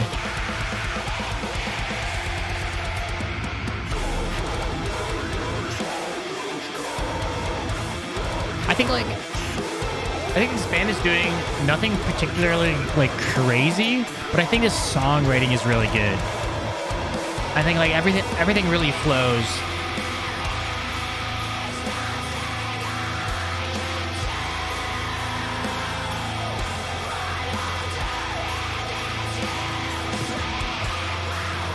I think I saw a few people like on like the deathcore Reddit talking about this, but like had a few people like anticipating this album, but like up until this week I had never heard of this band. I think this is their first release, but really good. If it really is their first release,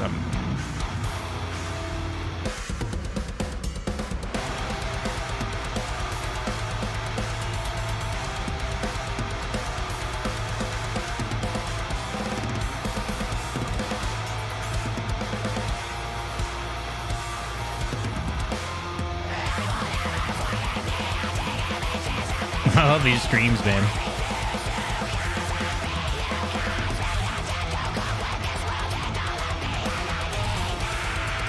Video's cool too.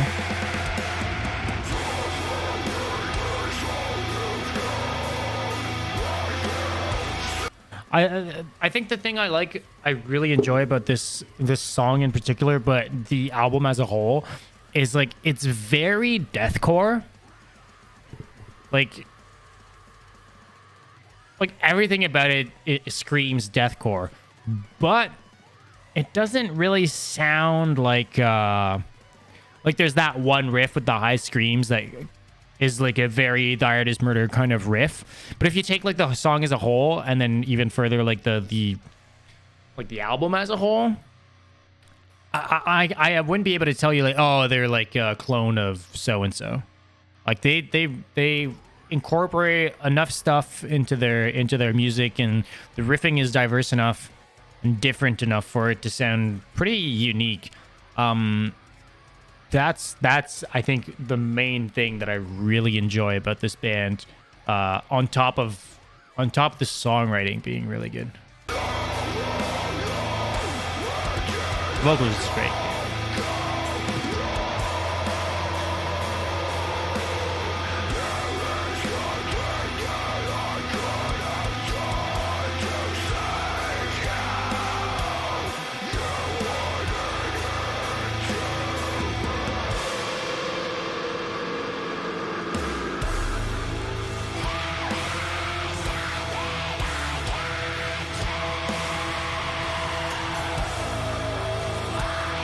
The song is a bit feelier than most of the songs on the album. I feel like most of the songs on the album are a bit more just heavy, you know?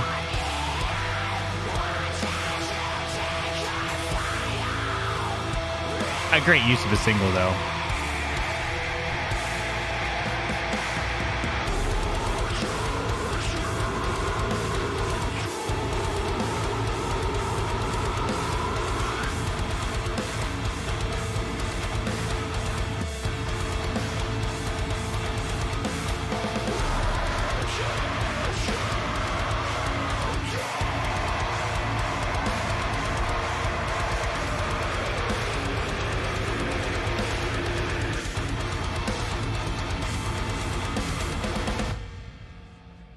Yeah, I really, really dig this. Last of Our Kind is the name of the band. Not the biggest fan of the name, but aside from that, is really good. Yeah, go check it out. There, you can find their new album like on Spotify. That's where I've been listening to it, and it's really good. I really enjoy it. Production is cool. Songwriting is cool. It's very deathcore, but like in a pretty modern way. I really dig it. Let's try this. So I'm gonna I'm gonna try and go for whatever is less. Let me move this out of the way. I'm gonna try and go for things that I think have less of a chance of being copyright striked. Here, right? Not crazy. Oh. Here we go.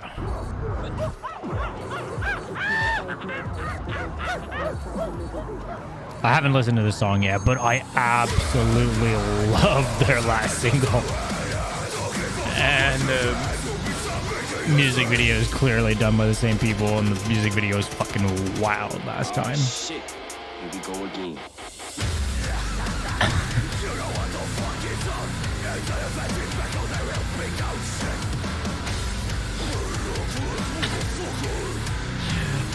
This is like so not my style of music, but it's so extra that I can't not like it.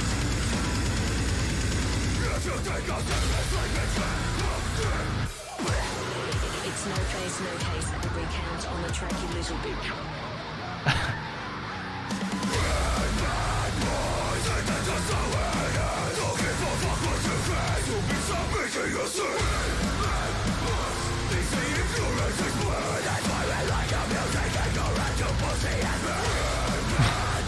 Okay.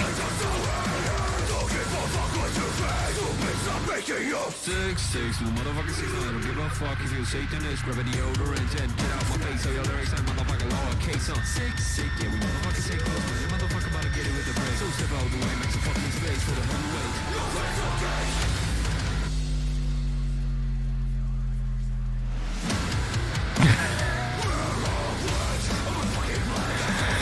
Oh my god, dude.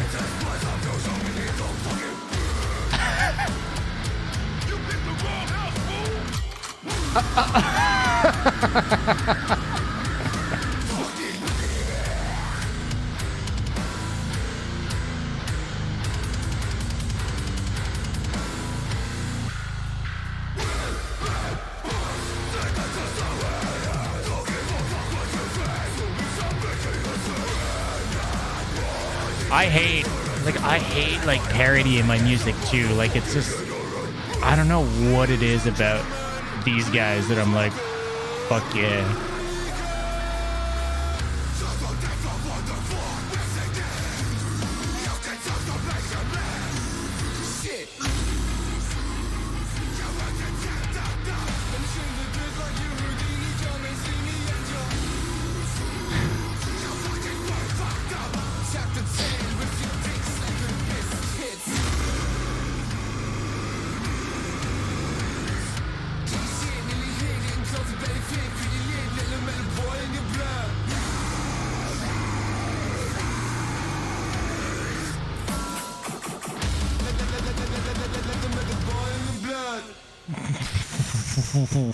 What? Oh my god, dude. These guys are such a trip, man. I fucking love it. It's so ignorant. Like, they just don't give a fuck. Man, these guys are so fucking awesome. I honestly do not understand why I like this band. This is the furthest thing from what I typically enjoy. I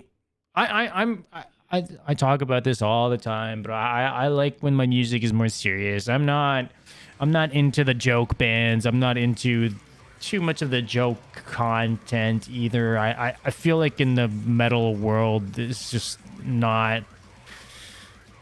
I can never relate to it. I don't know. Like some people are, there's like people out there doing like funny stuff within metal, but I think when it comes to like making like a funny music video, like, oh, let's make a music video of us fooling around in a bowling alley, like on top of just a regular ass death metal song. I can't get into it. I fucking hate that kind of shit. But this band, for whatever reason, I'm like all about it. It's so over the top, man. No case, no face. No face, no case. I think I've been saying it wrong the whole time. No face, no case. I think I've been saying no case, no face. Oops. I wrote it reverse in my notes. No case, no face. Now I'm never gonna know. Now I'm never going to be able to say it right. Okay, let's go into. I only want to do a few more because I do have a ton of music listed here, but I don't want to do like 2 hours of looking at music. But fuck, I keep forgetting. Okay, here, let's do this. Aaron Matz, previously of Betraying the Martyrs, their vocalist. This has been this band that he started after Betraying the Martyrs is just stupid heavy. So we're gonna give this one a shot. If this is the last thing we can listen to, I'll be fine with that. I haven't heard this song yet, but everything's been crazy heavy so far, and so far we are off to that same sort of start.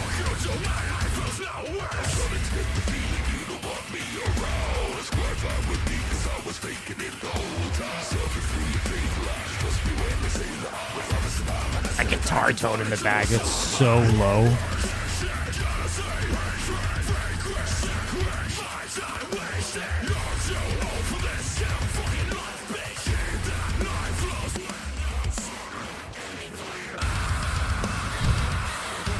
That extra break before starting it, holy shit. More bands need to stop it for the algorithms. More bands need to take notice of like adding just like extra breaks, just like a single, just like an extra note, just to break your beat. Kind of fucks you up when you're just like kind of headbanging to it, but it just makes that next part come in, especially when it's something heavy, just be like that much heavier. It's so cool. I love when bands do this shit.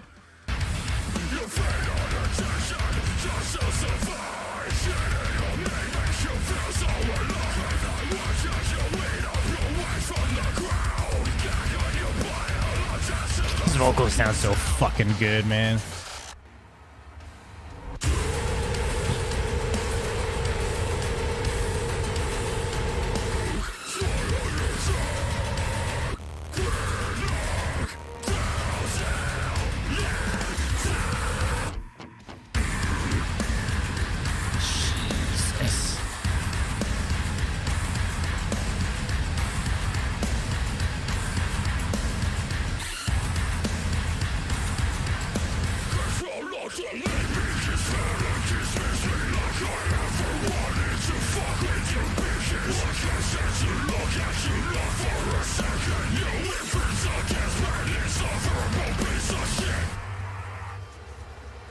Dude, man.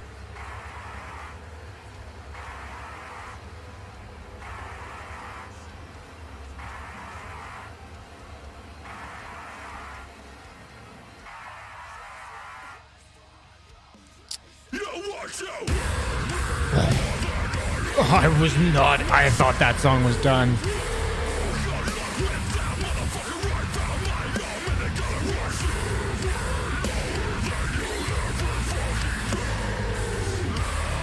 Oh my god, dude.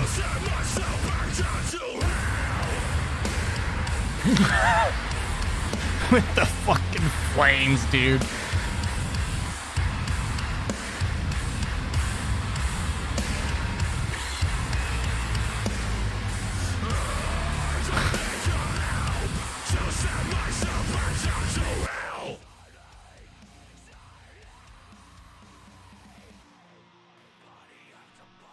Dude, that was insane. This band needs to blow the fuck up, dude. This was put out a few days ago, man, like 4 or 5 days ago. It's got 30,000 views, which is all right, but dude, this needs to be seen by way more people. That was fucking insane.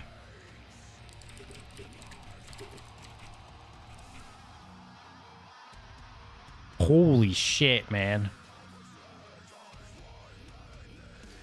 Heyo, hey, did you watch new Body Snatchers video? I did not. And I will right now.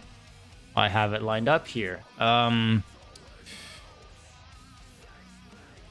If you're just hopping into the stream, I've been having a few issues with YouTube telling me I can't just stream songs on YouTube, so it might die out.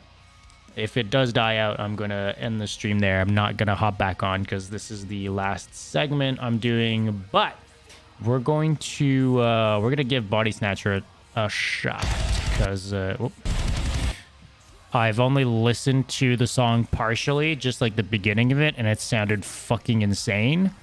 So I've been looking forward to actually watching this on stream. So yeah, let's fucking go.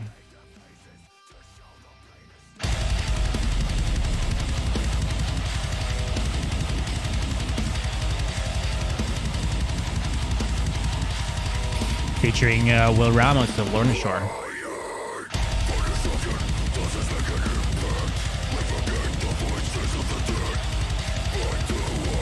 I love this kind of riff, man.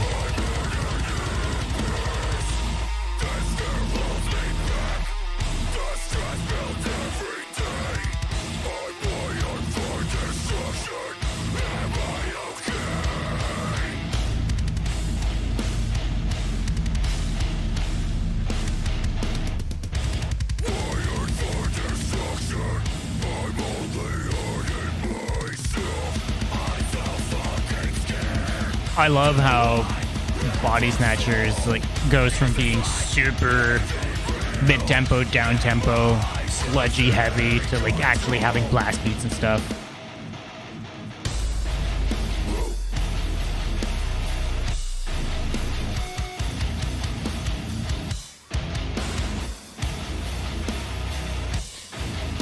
So far, YouTube's not giving me shit. I think we'll be good for this one. You can't go wrong with like a gunshot in your breakdown.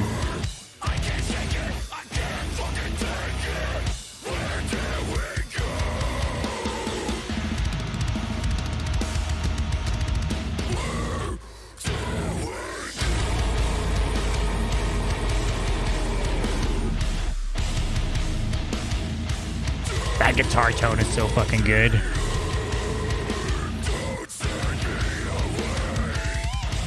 It's like pretty down tuned, but it's got like a fairly like high, like a lot of highs in it. Doesn't make it sound like muddy or anything like that.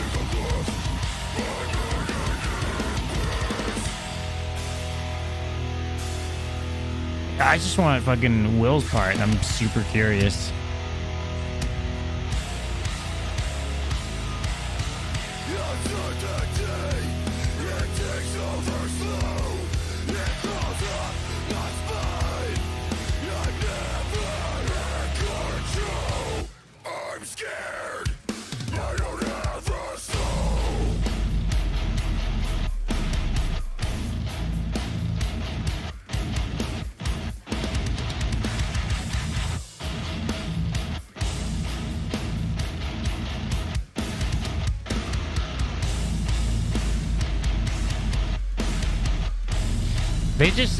They know how to make a good breakdown, dude.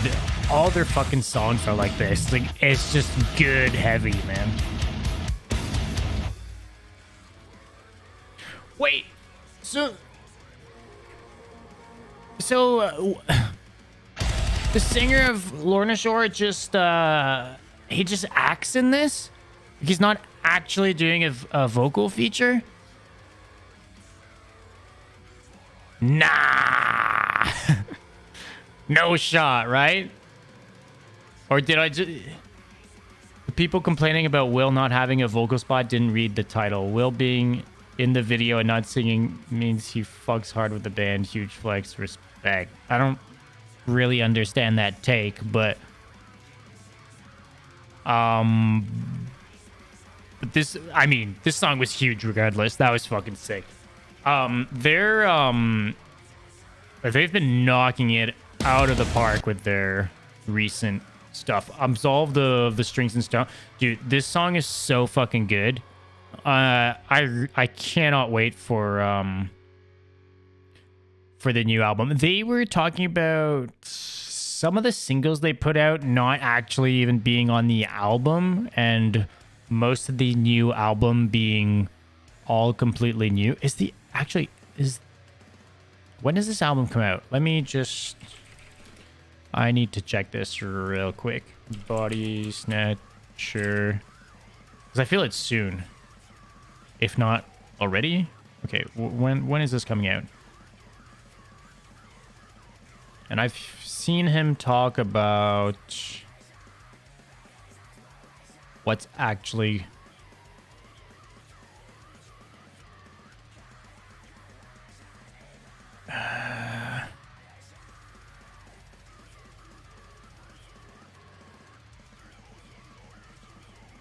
Is there like a track listing I can see?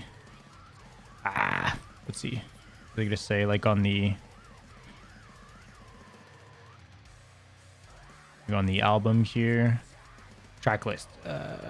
Okay, so it does have Absolved of the Strings and Stone, but I think that there's like the Rat, something with Rat in it, right? King of the Rats. So like this is just a standalone single. This one's actually not going on the album, from what I understand. Yeah. So 13 songs, which is a lot. So we've had this one, we've had EDA, and we've had Wired for Destruction. So those three are on the album.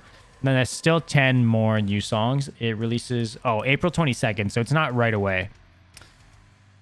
Still got a little ways to go. We're probably going to get at least one more single before it actually comes out, I'm assuming. But yo, this song is sick. I'm really eager for more Bodysnatcher, man. What else we got? We got, in the same kind of thing. We got that new Traders track, man. It's fucking sick, dude. Let's do it like this. Again, we'll see if this works. It's on their own YouTube channel. We'll see.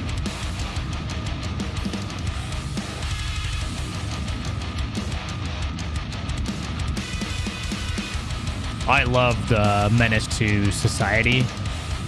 That song's fucking sick, so I have high hopes for this one.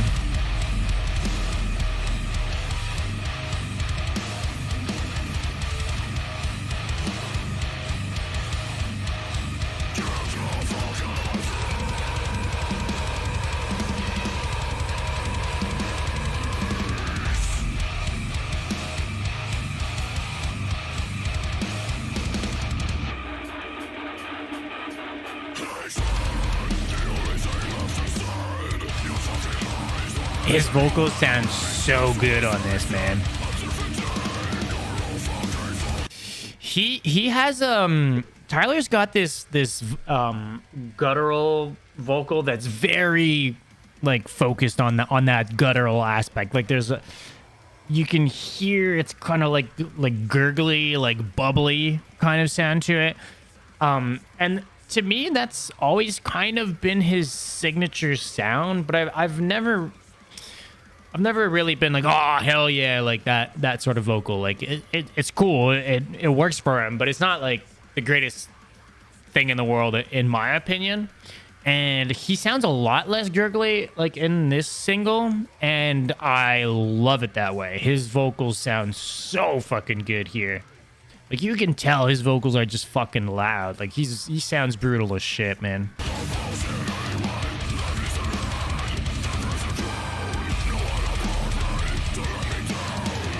He still has that guttural like sound to it, like the high end to it. Like there's the difference between like the and the like that like very, I don't know, there's like an underlying like high pitchness to it. He nails that like perfectly. I love it.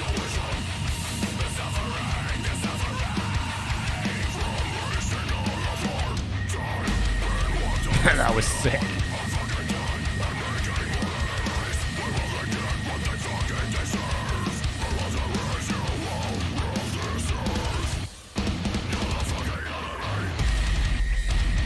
Ah, it's so good, man.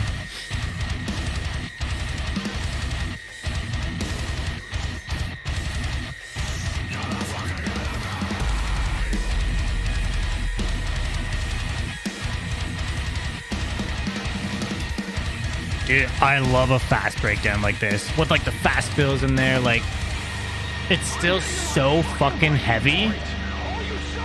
And it doesn't have to be like the slowest breakdown in the world. I feel for a while everyone was just going for the slow breakdown. This song's actually like pretty fast.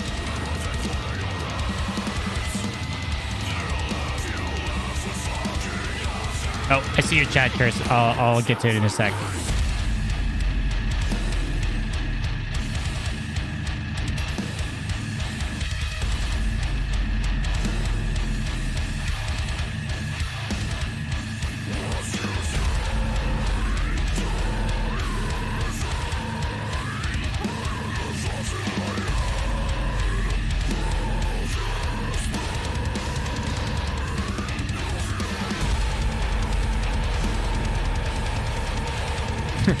I also love like super drawn out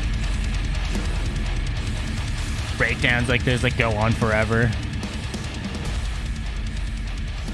It's kind of like faded out. Ah, dude, this track is sick. I am so fucking excited for a new album from Traders, man. It's got to come, man. They haven't talked about an album, but it's gotta come. I fucking love it. Do you hear about Vane Band? Yeah, Vane FM. They're really good, man. Honestly, they came out with their latest album not too long ago, and then this sort of drama broke out about people pulling out guns at their show or some shit. So it kind of like went. I kind of skipped the release, to be honest. I didn't go and actually listen to the full album. We checked out a song on stream that features like the vocalist of like Thursday or some shit like that, which was really good. We checked out the Killing Room as well. Yeah, they're I really like the direction of this album. I wasn't like the biggest fan of Vane FM before that, but they kind of changed to a bit more of like a mathcore almost sound, and I've really been enjoying that. Let me just skim through this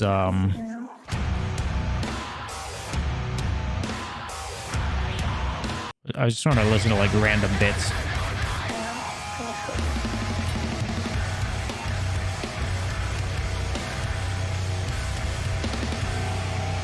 Super chaotic.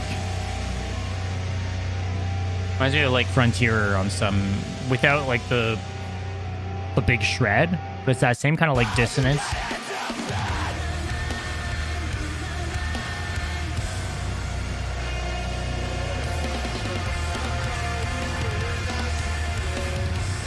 It's got these almost like old school emo vibes too, which really surprised me on this album.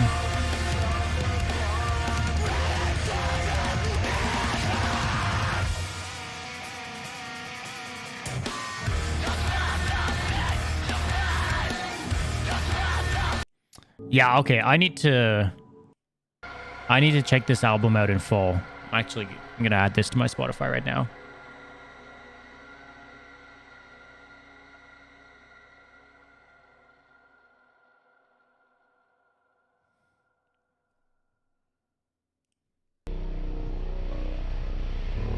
Why is there nothing?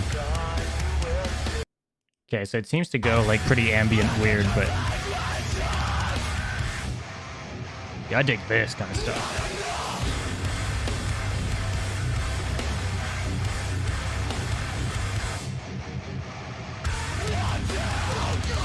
Kind of going like the Code Orange route, like that sort of sound with like the dissonant breakdowns and stuff.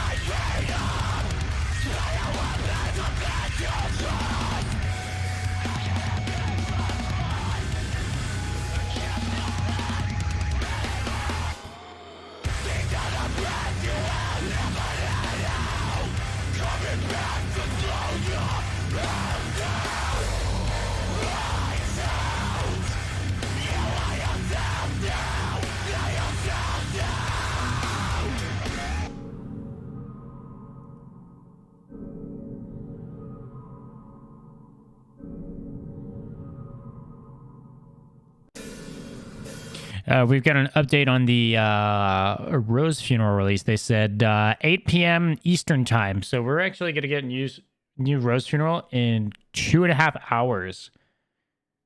Fuck yeah. I'm curious, man. I hope it's good. Can I open this? Yeah. Okay. We are going to do the we're gonna pretty much end it here. I've always got this last section that I do, which is breakdown of the week, and I want to play this breakdown from Spite from a song called Despise. That's what I want to do, because this breakdown is some of the heaviest fucking stuff in the world. I was just talking about like having more of a fast-paced breakdown versus having slower breakdowns, like in that, honestly, between the last two songs, between Bodysnatcher and Trainers, and this is a perfect example of just that. So man, dude, let's listen to this breakdown. This is something else, man. I fucking love this breakdown.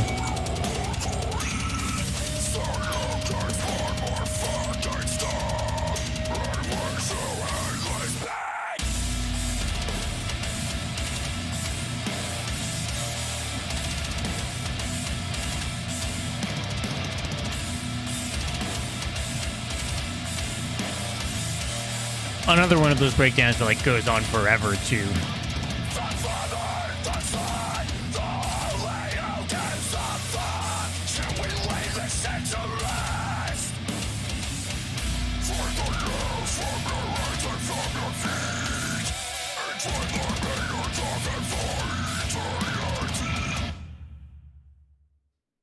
Hey, so fucking heavy, man.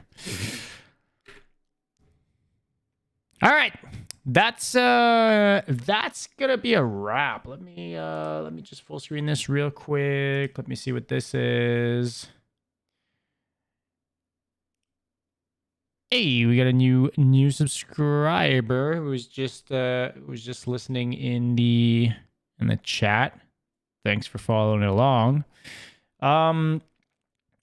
So yeah, that's gonna be it. Let me just check real quick. I have Oh, why is this some weird full screen thing going on? Library. I just need to see my videos. I thought it was set to come out. It says it's scheduled. Oh, for the 27th. Nah. Let me change this real quick.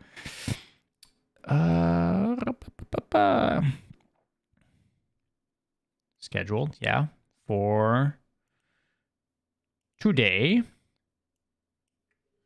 I have to choose something later, I guess. Okay, I have a new video coming out in in like 7 minutes. I don't think I can actually well, I can just do save or I can publish now. Public. Boom. Done. Save. Changes saved. If I go to boom, it's public. Okay, I have a new video that I just posted. I finished it up yesterday. It's a recap from a previous stream, but I mean, these streams don't get that many views, so I thought I would make a little highlight clip out of some content that I've been doing on stream. So this week being is deathcore better than death metal. I'm not going to go into it because it's already a 5 minute, less than 5 minute video, and everything is already summed up in there. So I'll let you guys go watch that. If you're new to the channel, would love if you considered subscribing. And I have a Discord channel. You've probably been seeing if you've been watching this. A lot of the content that I feed into for these live streams are all kind of taken from the Discord community. So I'm on there all week kind of posting about new music that's come out. Whenever I see new music, new like tour flyers or anything news related, I post it there. And we've got a nice little community of people that are just sharing and talking about new music and deathcore a lot, but a lot of metalcore as well. And yeah, I don't know, it's a good time. I've been having a lot of fun in the channel, in the server, I mean. And yeah, if you're new and you're not there yet, please consider heading on over there and joining the community. If not, well, I'm here every single Saturday around the same time, usually early afternoon, so that's for sure going to be a thing next week. And hopefully I'll put out a new video also between now and then, or if not by then, around that time next weekend. So yeah, that's that kind of sums it up. Thank you guys so much for watching. If you're watching this on the replay, thank you. And as always, I'll see you guys next week. Till next time, just stay cool, you know? Just be cool. Everything's cool. All right, bye.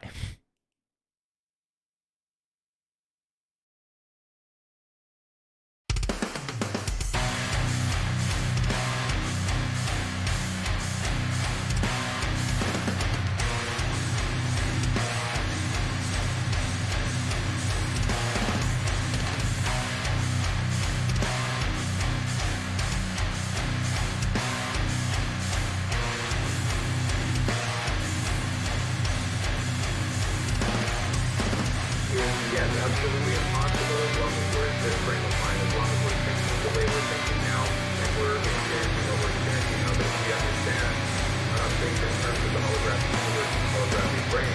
Yeah, things fine so far, bad fine so far. Absolutely, I think that's something that's right about it. When you put the